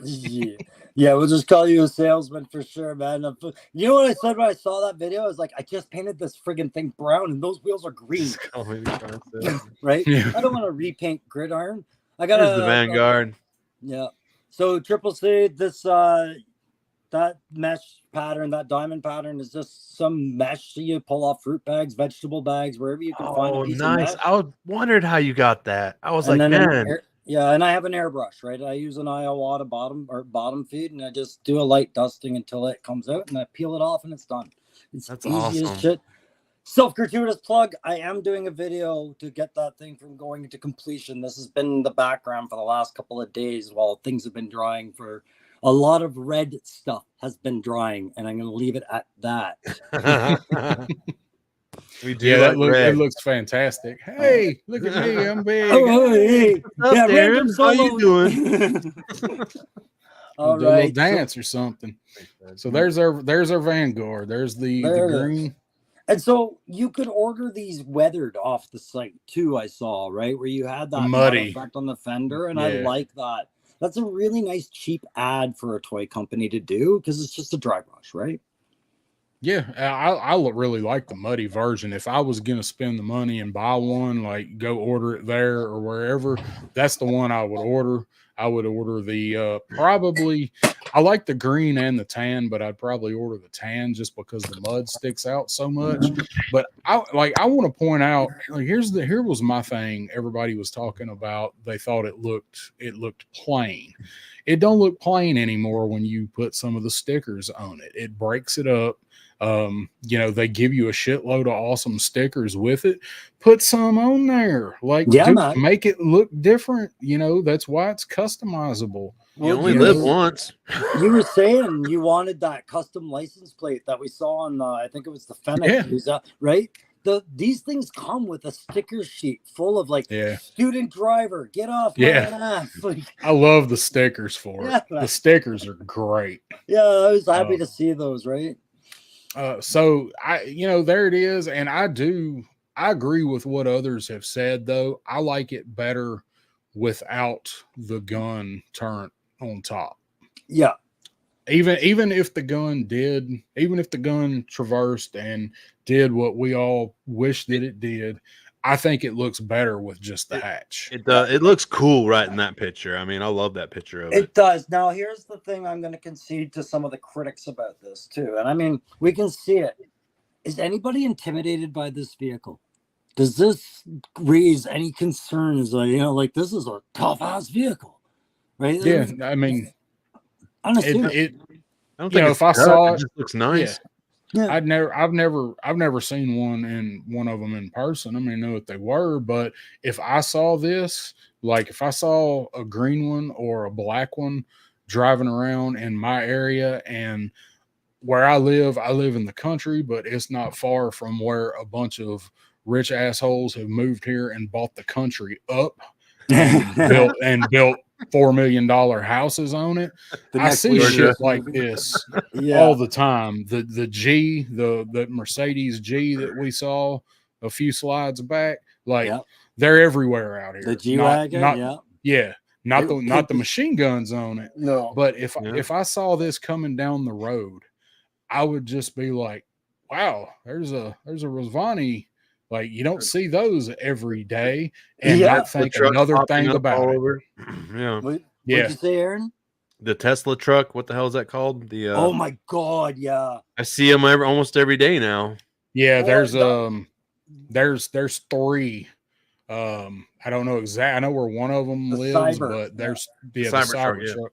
There's three of them within like 20 miles of me. People have them. I saw one go down my road the other day. I think you even hear when they were talking about the prototypes, I think at some point Bobby talked about trying to reach out to Tesla with the idea, but nobody picked up the phone. I'm like, that was the best day of your life, the day Tesla didn't pick up a phone. Yeah. I'd love to see a 112 Cybertruck. Look, I like it. People say what they want about it. I like the damn thing. But I just don't like some of the wraps that I've seen on it. I can only imagine what it would have been if anybody, but especially if he'd have come out and said, yeah, we're going to do an operator Cybertruck. I don't think that would work out well for anybody right now. Like Aaron just said, with some of the shit that's, issues with it and stuff. I'd like to see it though. But Darren, we have a toy company and I'm the CEO and you've just proposed Cybertruck. So I'm going to tell you right now, this is your job, buddy. I want it to happen. you've got to get the right production number exactly right for my sales. Because if you go over, you're fucking done, bud. Go look for another job. Go pound salt. Make the Cybertruck happen. Go. Okay. Because that's kind of what it is, right? Yeah. Yeah, it seems it's what it seems like. Maybe Haslab will do a Cybertruck next year. How many people would quit the line? Yeah. Keeping Savage Land's point up about a sunroof or a double sunroof like the old T-Bird, right? Because it's solid, man. I know Legend Series is pounding the table going, yeah, that's photography right there. Photography, baby. Right? I feel like Wilson from Tool Time. Oh, yeah, you're just in the worst spot for these, man. There's no better layout. Howdy, neighbor. What's going on over here? Oh, you talking about you guys gave it to me a while Let me tell you a story about 1982. So, Wilson, one of the things I said was, is anybody intimidated, right? Like, I think Aaron swap us, Crow, if you can. Just swap me and Aaron, and I'll look over the banner. Take down the comment. Yeah, let's just take comments down for a second. How do I take comments down? Press hide. You put them up. Hide. I just seen where it'll let me hide comments. Oh, you're on your phone. Damn it. It might be I'm different. on a tablet. So well, it still might be different. That didn't work. It's all Aaron's show now. Yeah. Right. But no, if you look, Aaron, you've got how many vehicles behind you on your shelf right now? Oh shit. I can roll with anything. Dude, out of the box. I got 3 Stingers in the box. I got the Super Vamp here. I got all the Trouble Bubbles, all the bikes. This is all right behind me. I got tons. Right. My custom vehicles, my trucks. Right. So the big thing, would you say any of those vehicles are imposing or intimidating? I try to make mine look intimidating because I put a lot of guns and shit on them. I think by nature they are, and that's my thing about the Ravani. At no point do I feel like that's a very intimidating vehicle at all, even when the guns are on it. And that 3/4 camera angle that they had it at is pretty much the only way I ever hear by people saying, well, it doesn't look that bad, right? From that 3/4 camera angle, right?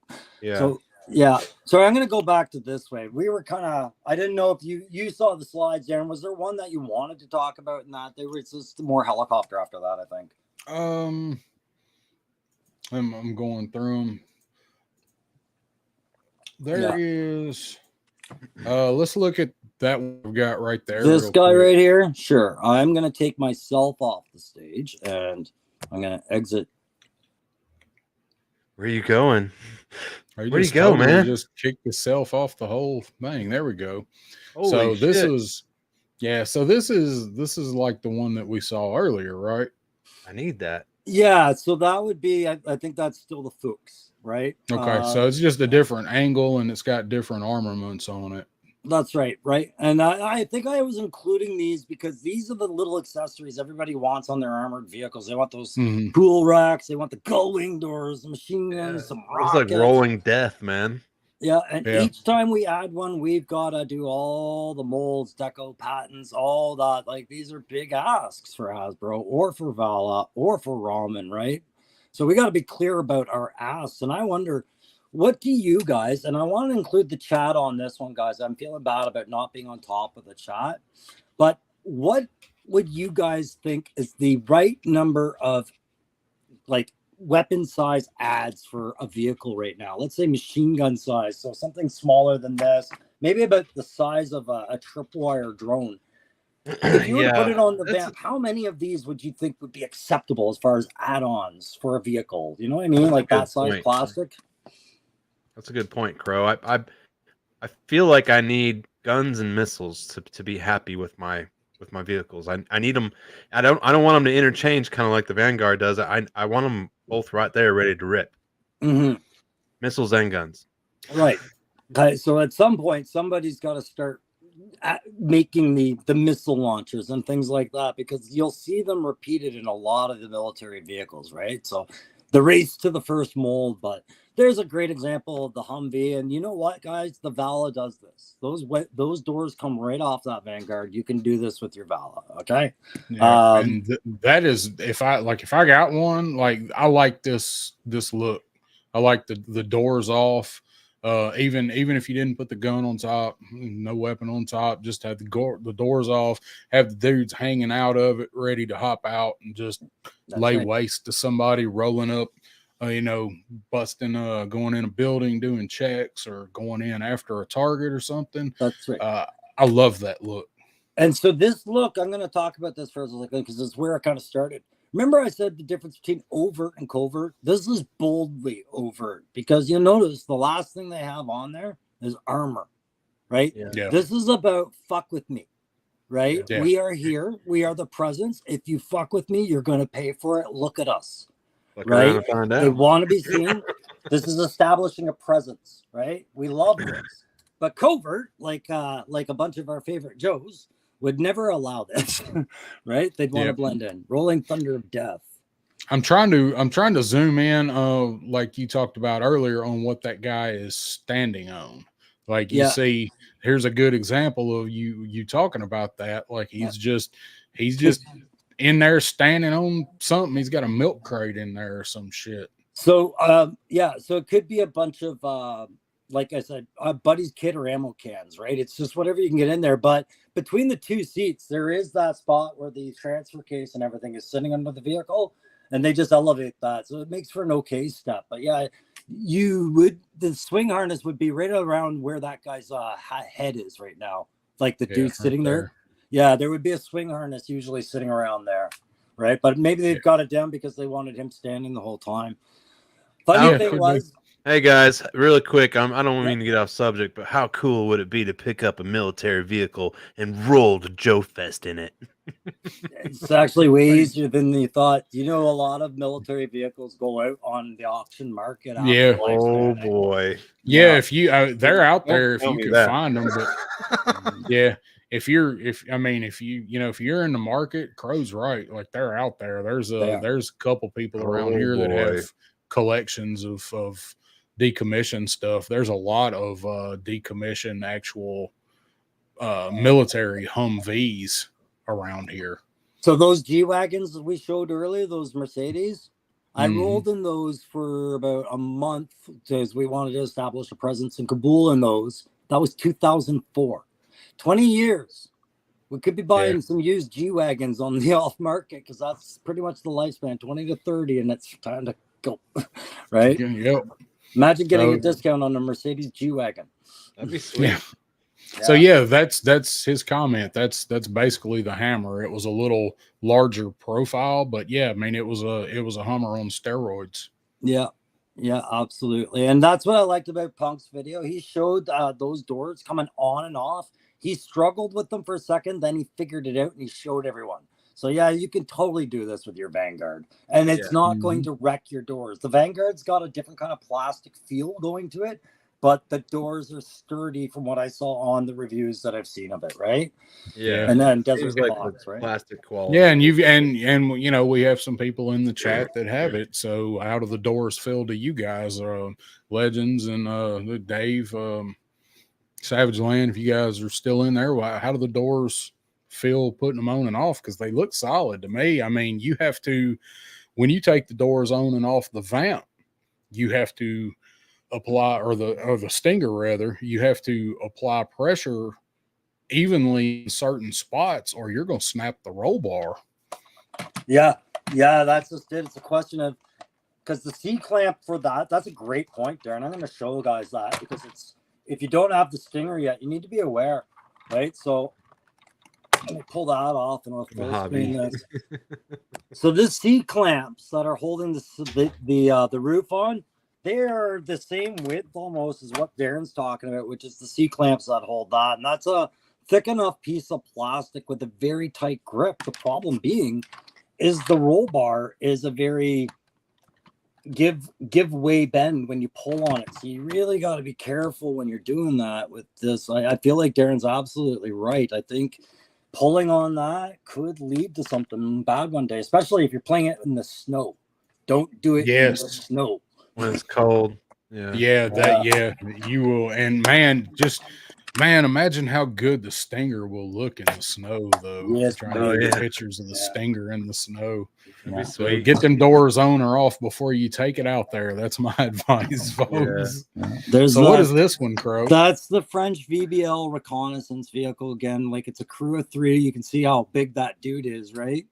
very light little vehicle, you know, but it's French, so it's 4 gears forward, 5 in reverse, right? So, Yeah. but Shouldn't that guy have a little beret instead of a helmet? You know, glass of wine up there somewhere, maybe. Hey, bro, I Energy wear a drink, beret every the day. cup We holder. all wear. Well, I mean a different kind of beret. But yours didn't have the little ball on top.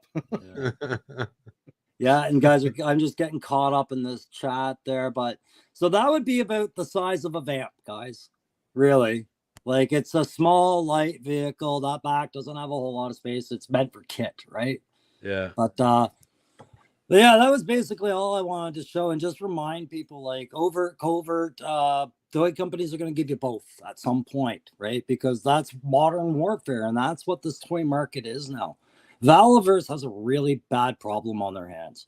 G.I. Joe started 40 years ago. All the vehicles, they have an advantage with you. You recognize them. How many guys talked about the Whale and Pogo and all that, knew what it was? Yeah. Valaverse has to create new ones. Ramen has to create new ones. What do you guys think? Who's doing it better right now? Vala or Ramen? And then I'm going to ask you if they're doing it better than Hasbro. I gotta say Ramen because he just has more out, man. More out? Okay. Yeah, he's got more vehicles out. Okay. He's doing great. But wait, does he though? Because what have we actually gotten from Ramen so far besides the racer? Oh, I mean, well, he has more, like the most in production, like that. What he's showing us. But we know we can't count on production until delivery comes. Otherwise, they don't actually exist, right? But I get the point you're making. There is more seeming at work, right? Darren, you were going to say something. Yeah, I think you're right. I've got Ramen pulled up. I didn't know if you wanted to show that or not. I think they both are facing an uphill battle, but I think Valaverse is doing a good job. I mean, they've got a very devout following. They got a good following of people. They got people that follow both. I think he's successful.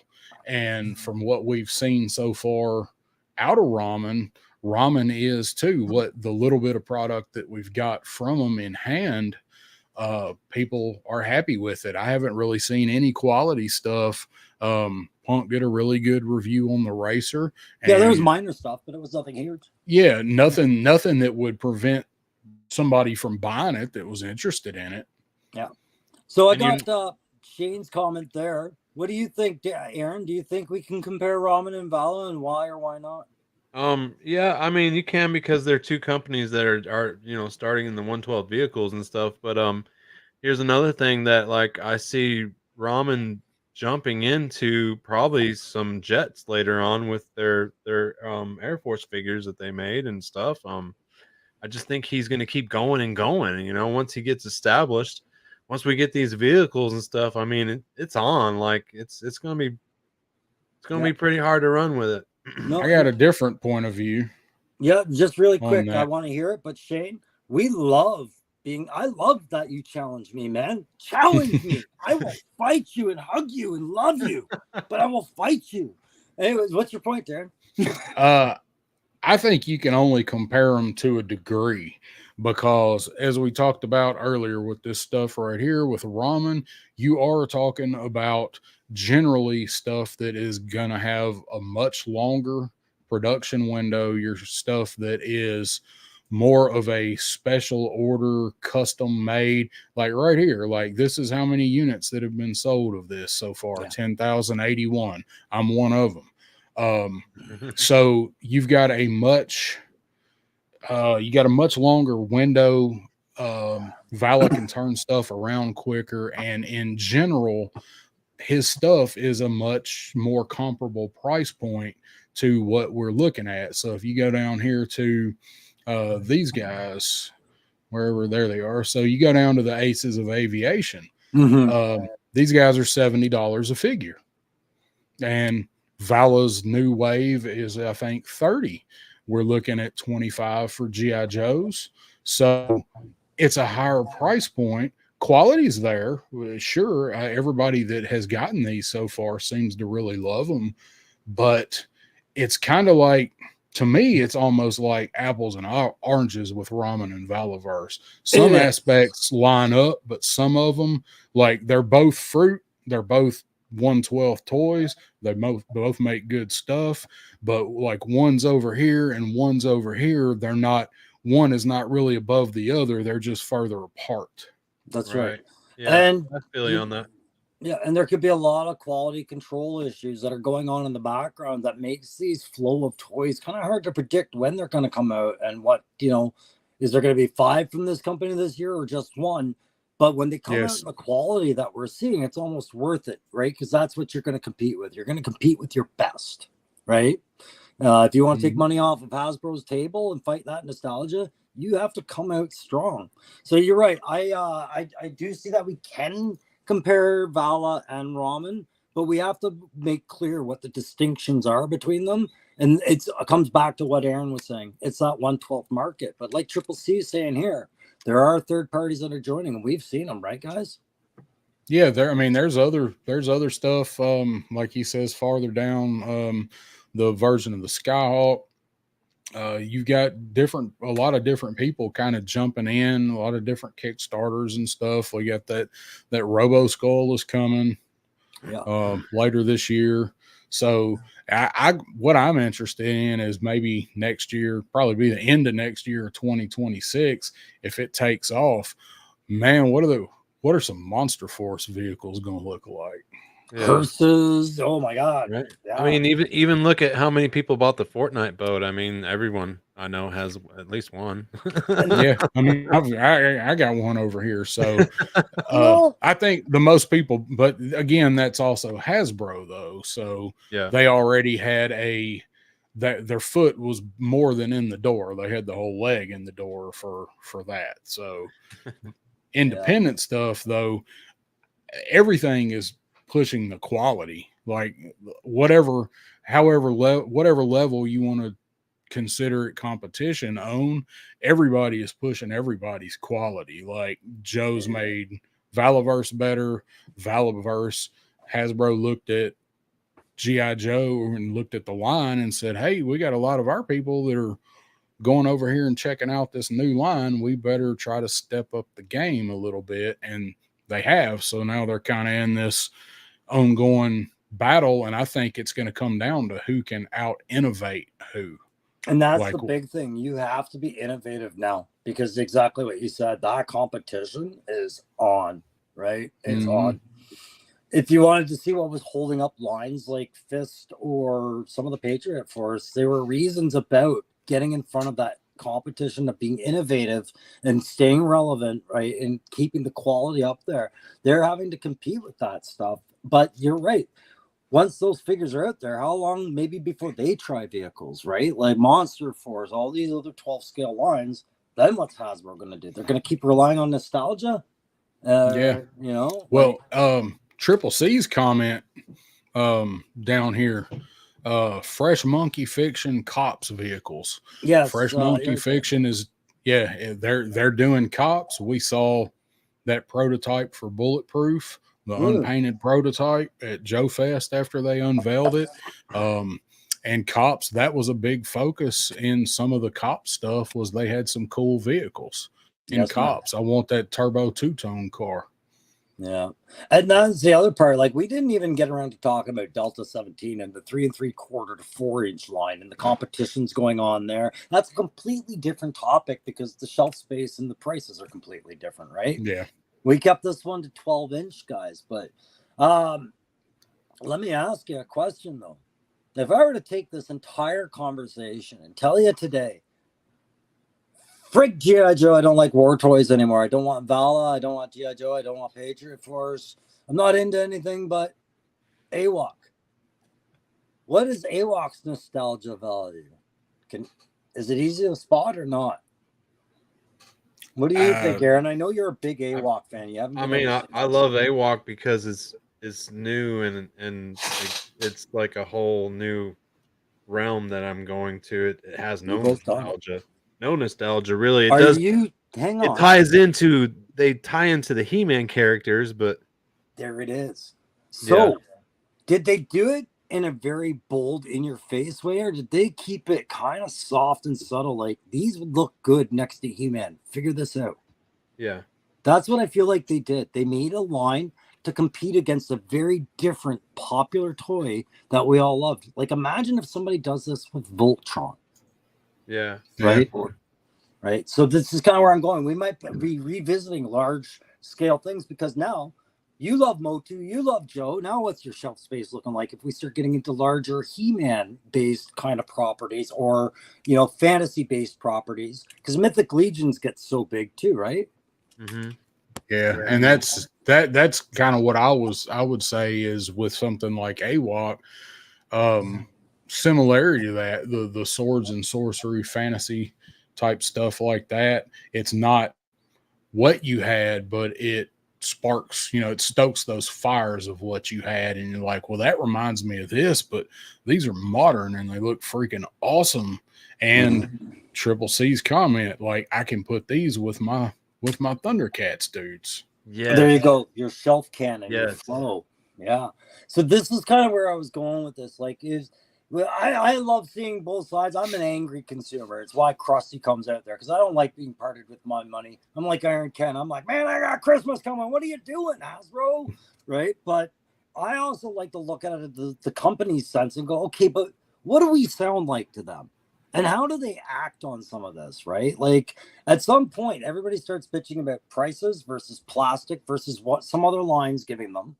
Or even if that toy's worth grabbing, right? It gets right down low. But I think the real magic comes from toys like Classified has it easy with Classified, Star Wars, Marvel, DC. They have it easy. They have an established universe.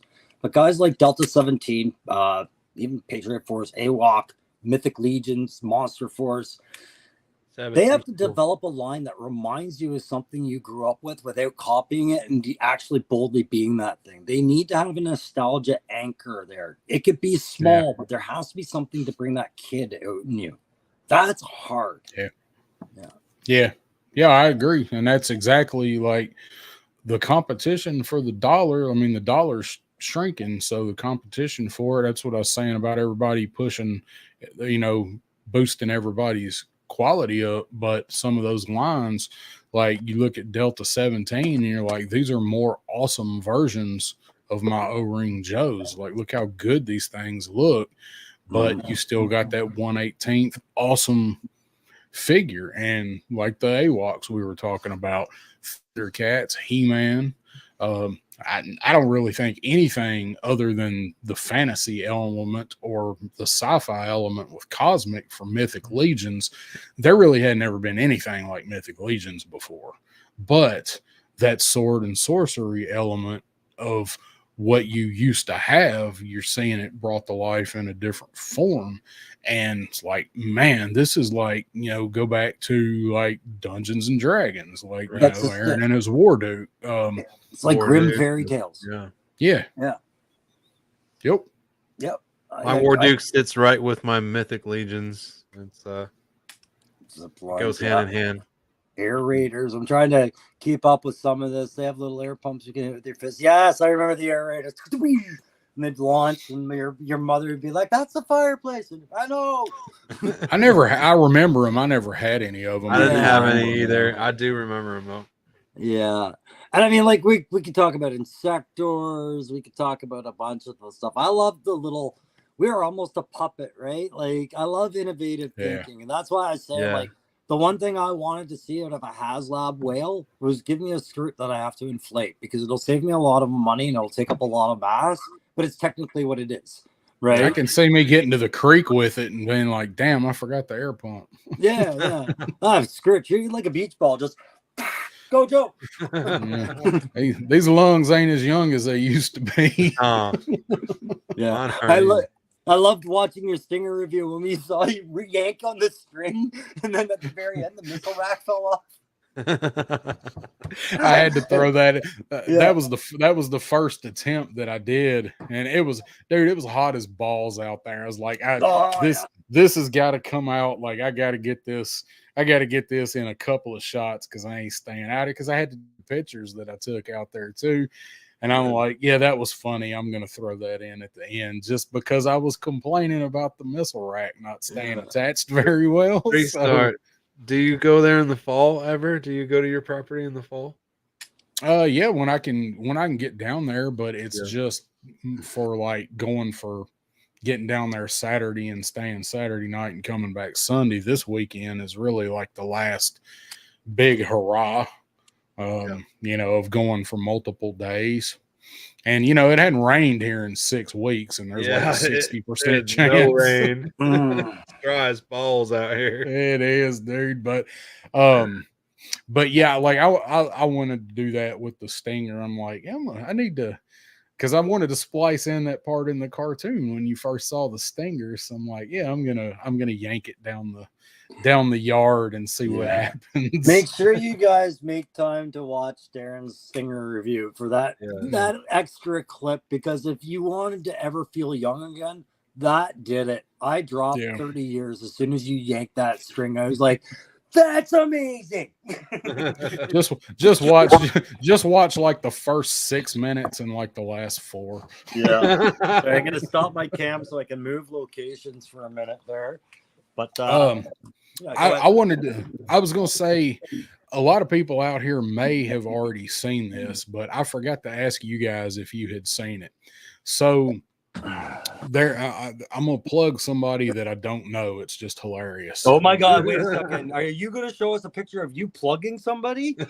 Yeah. Yes. I have not seen plugging this. or pegging. Yeah. Right. So. Kids, so there's oh damn, you're gonna get this yanked off the air. So there, people in the chat may be following this channel, maybe not. So there's a channel on YouTube called Destro is My Spirit Animal. Yeah. So, okay. So I like this guy's videos. Some people don't like him. I like him. I like the content he does. He likes to do list like videos and bring up like some odd aspects of Joe's and stuff. But he put a new video out that is absolutely freaking hilarious, and it is modern PSAs. The video is only about 4 minutes long, and he has taken some of the classified figures and like he's just doing them, holding them up and whatever. And he's got a couple other voice actors. I'm not going to say, what they're saying, but he's redoing PSAs for 2024. And it is so spot on and so hilarious. One of them is he's talking to a little kid and she's holding like a phone. She's like, I'm going to be an influencer. And he's like, that's the first one. So Bobby, I think Bobby Wald sent me these, man. It's funny, man. It's good. Like I don't know the dude. I just follow the channel, but it is worth checking out, especially if you like the old, the PSAs we all know with the barbecue sandwiches and the body massage and all that shit. It's along the lines of that. I can't think of the name. I keep wanting to say Kenzo. It's not. It begins with a K. He did another parody video that you just reminded me of on the Vanguard. Kato. Yeah, I hadn't watched it. I haven't watched it yet. I hadn't watched it yet. Bobby brought up that one. He says this vape pen tastes like strawberry cancer. Don't give any more away. He said, "Wait." The guy said, "Don't do that. You look like you're sucking on a robot's dick." Yeah. Both videos are worth watching. I figured the PSA one was good. It's saved in my queue. But I did watch the Kato one, and I laughed because at first I was like, "What is he so angry about?" And then I saw where he was going with the video. I was like, "Well played, good sir. Well played." Oh yeah. Kato's man. When I seen that, it was funny as hell. It man. ends well. He ended it well. It come up on my feed, but I hadn't had a chance to watch it yet. I was like, "Where's this going?" And then it was just comedy relief, man. Well, there's a lot of videos that I listen to because I'm driving. I do so much driving for work. And then there are some videos that I have to see. Crow's most recent painting video tutorial is one that I need to see. So I've got to finish watching it. But something like a review, and when they talk about something, I glance down, or I listen to a lot of stuff when I'm driving around. Like I like Watch Mojo because they do like top 10 actors that ruin their careers and shit like that. Mind candy. Yeah, so I listen to a lot of that, and a lot of my friends or people that I watch that do content, but there's some stuff that you got to actually see, and that's one. The Kato's video is the one I want to see, and that PSA video is one that you need to see too, just because it's what he does with it's hilarious.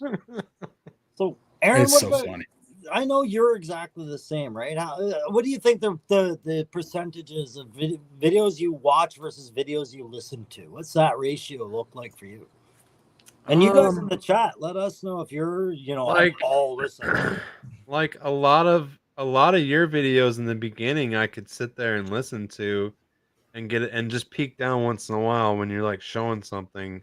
A lot of your videos were ones that I listened to while driving, and I knew what was going on just by like listening to you talk. It was very, very relaxing, actually. That's why I'm like, Crow, you need to put a video out every day. I have a face. I have a face. But there is a I guess there is a percentage that I listen to, and then ones that I watch.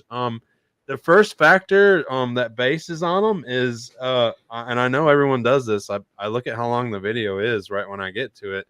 Yeah. And I'm like, okay, is this, can I listen and then look when it's time to look, or whatever. And I'm not gonna lie, sometimes I do that. Yeah. And Shane just chimed in. I know Shane drives a lot for his work. So I figured he would say about 90%. That seems to make a lot of sense. Yeah. Here's why I'm bringing this particular point up. It still works into the conversation we were having about vehicles, guys. It's been known that these toy developers are going onto YouTube and listening to the criticisms that are being made. They are paying attention to what you are saying in their live streams. They have guys they task to read the chats. What's the general consensus? What's the vibe? What's the big burn? Right? They want to know all that. That's kind of a paid position. All right. So when you're, I need that job. Yeah, we all want that job, right? But when you're speaking about what you want as a consumer, just understand there's somebody whose job is to make note of when other people are echoing the same sentiment, right? That's how we got the Rattler, right? That wasn't decided until the people's decided it. That reminds me of didn't pick the hydrofoil and kiss my ass too.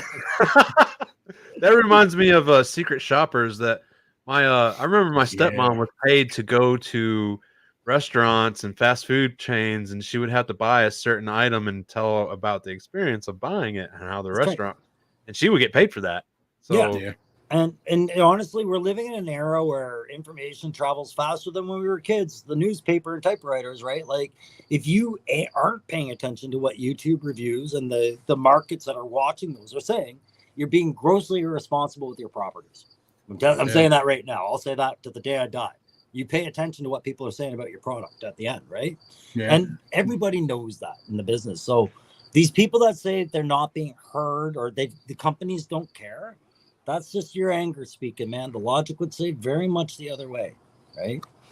And what Aaron said, it's just not really related to me bringing it back up. But if anybody worked retail growing up, and probably still, like, you were trained to always assume those secret shoppers were around. Yeah.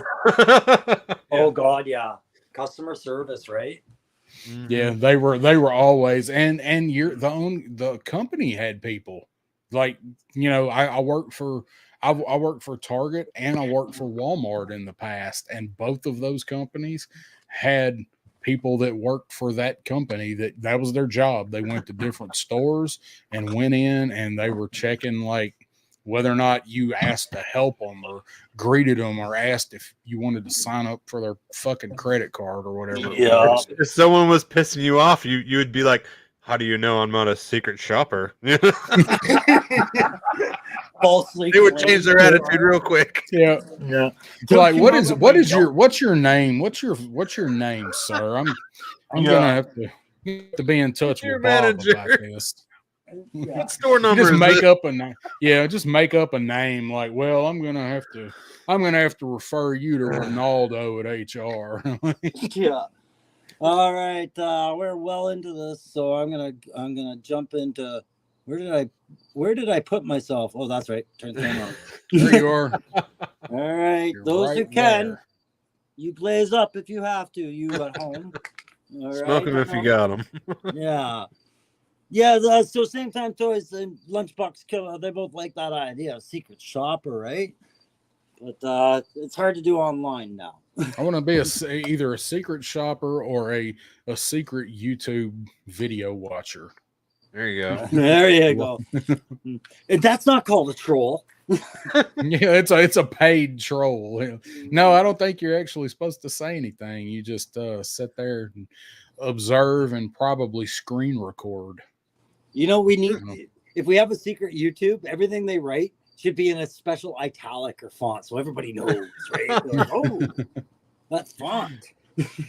I wish you could change your font on here, but that'd be annoying as shit trying to read chats. Everybody'd be trying to have like Star Wars font, like Blade Runner, and then you just have somebody doing cursive. Like, I can't even watch this. Yeah. I've always said sarcasm needs its own font so people understand when you're being a snarky prick. Yeah. Oh man. Yeah. Everything I say'd be underscored. Paid troll. I mean, we could say that some people are paid trolls. I don't know. Yeah. They're I'm sure they're out there. Yeah, then you know what? They're necessary, guys. Unfortunately, it is, right? That's how people protect themselves. They have to troll their enemy, right? Like it is what it is. Reconnaissance.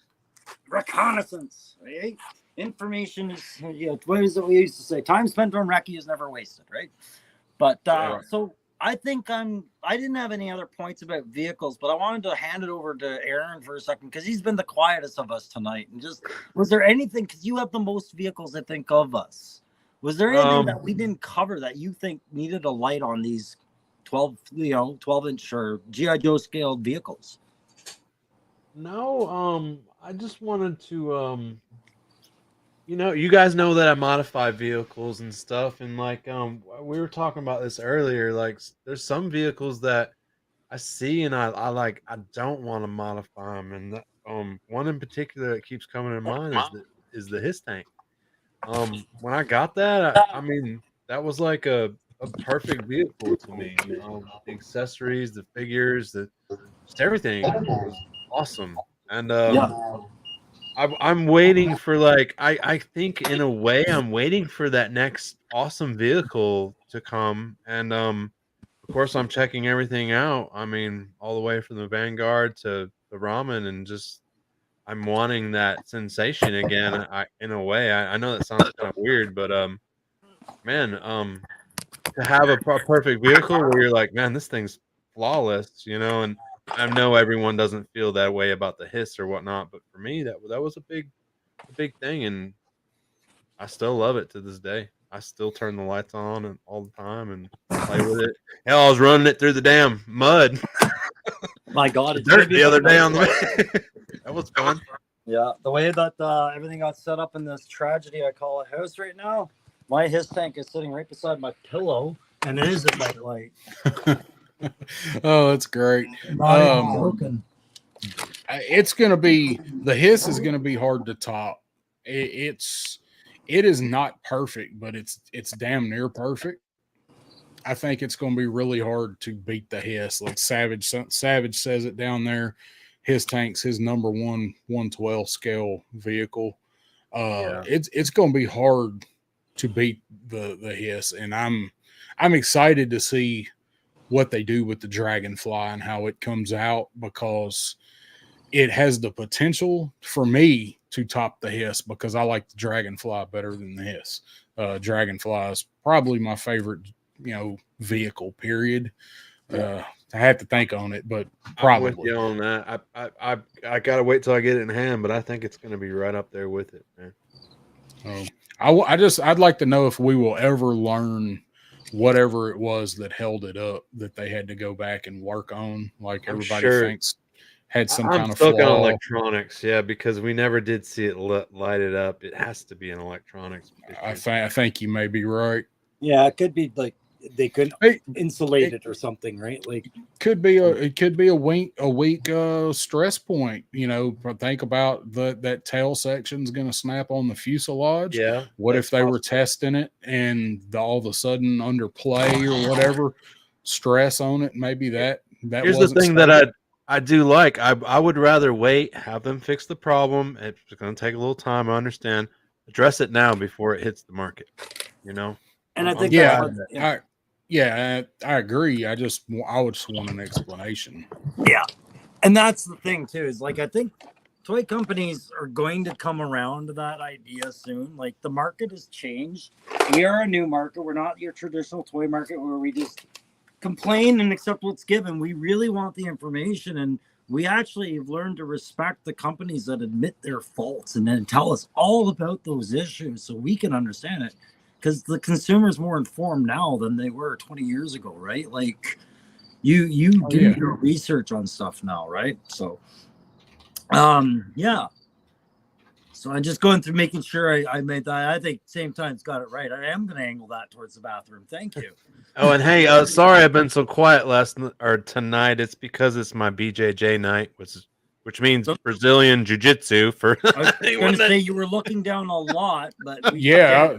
Hey, I got my ass whooped tonight, and I'm sore. yeah. But guys, we've been going for about 2 hours, and I still have about an hour work to do at the other house. So I'm gonna have to kind of close this one out for tonight. But I wanted to just say thanks very much for the 14 and the in and outs there that joined us tonight. The guys Hit that like. yeah, Yeah, hit the like. We were up to 17 earlier. Yeah, and I mean that's exceeded my expectations by about 7 to 17. Right? But the replay squad, we know you're out there, model misfits. I hope this one was something that you were ranting about on your own time watching it, and a lot of you guys, thank you very much. Pop Blender. Pop Blender, there's another one. Yeah, Savage Land, thanks for coming out same time. Thank you, Savage. Yeah, thanks, brother. Thank you, Michael. All you guys that came out tonight, thanks for sharing that with us and joining in, giving us your thoughts on some stuff. Sorry I'm not on top of the chat so much. Darren, what can we expect from 3-star draw this week? Probably not a thing. I am going to be listening to you tomorrow night in the limelight, and I'm gonna let you go over that because I know you're gonna. But I really look forward to that. I don't really have much coming up this week. Like I said, I'm on going to my camper for the weekend, and I'm going to take some toys, hopefully do some more pictures. I've got a buddy that's going this time like my real life best friend, and like he couldn't care less about any of this shit. So I don't know how much stuff I'm going to get done, but anyway, hopefully I'll have some kind of content next week, either pictures on Instagram or video or something. And I do have something that I bought, and I don't know when it's going to show up, but I'll have a big video for me looking at that whenever it gets here, but I have no idea when it's going to get here. Other than that, me and Pop Blender will be on Sevens Wild a week from tonight, 8:05 Central. Don't know what we're going to talk about yet, but it'll be funny.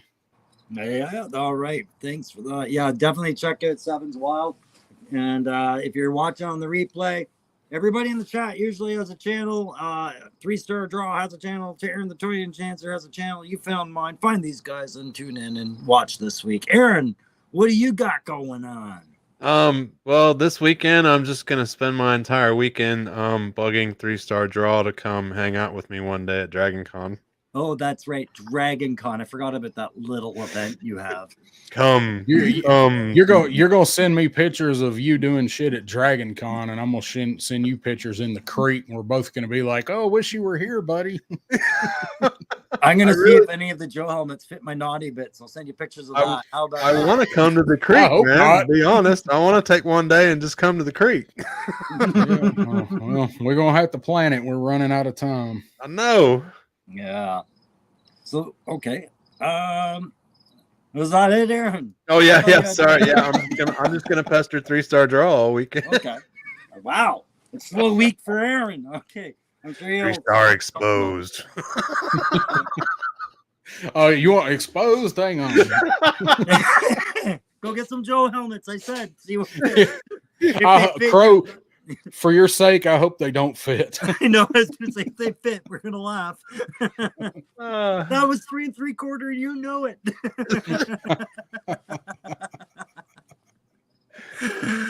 Okay. Myself, yeah. 3-star draw was talking about it. I'm gonna be on Thursday with a friend on a punk with toys. Yeah. I don't feel like I need to describe to the chat currently who that is. Most of you probably don't, but if you're not subscribed, you wouldn't get the notification I'm going to be there. So maybe just go and dip your toe in, subscribe, and come check me out Thursday. And I'll try and keep it easy to follow, I hope. I don't know. It's one of those things where you talk about yourself, and I'm like, okay, after about an hour, I'm going to feel like it's a rambling. Let's end this, right? But we'll keep it going for as long as we can. He's good. You watch him. He's good. I can't wait to see you on that show, man. And I mean, Punk does a really good job interviewing. It's gonna be awesome, man. If it weren't Punk, we're gonna get to hear about young Crow. Actually, somewhere out there, I've got a picture of me dressed as the Crow for Halloween when I was in college. At college. Nice. I like your military picture you have of you in the military when you were younger. That's a good one. Yeah, because they look so much like that now, right? Like you look like you're in charge. We have to cut the hair one day. Yeah. I know.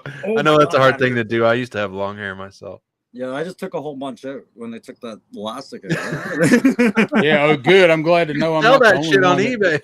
That glad to know I'm not the only one that has that problem. No.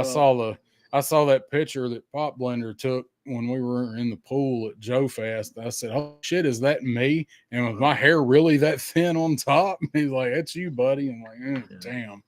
Club I need to quit Turkin. pulling it out. Club Turkin at Joe Fest.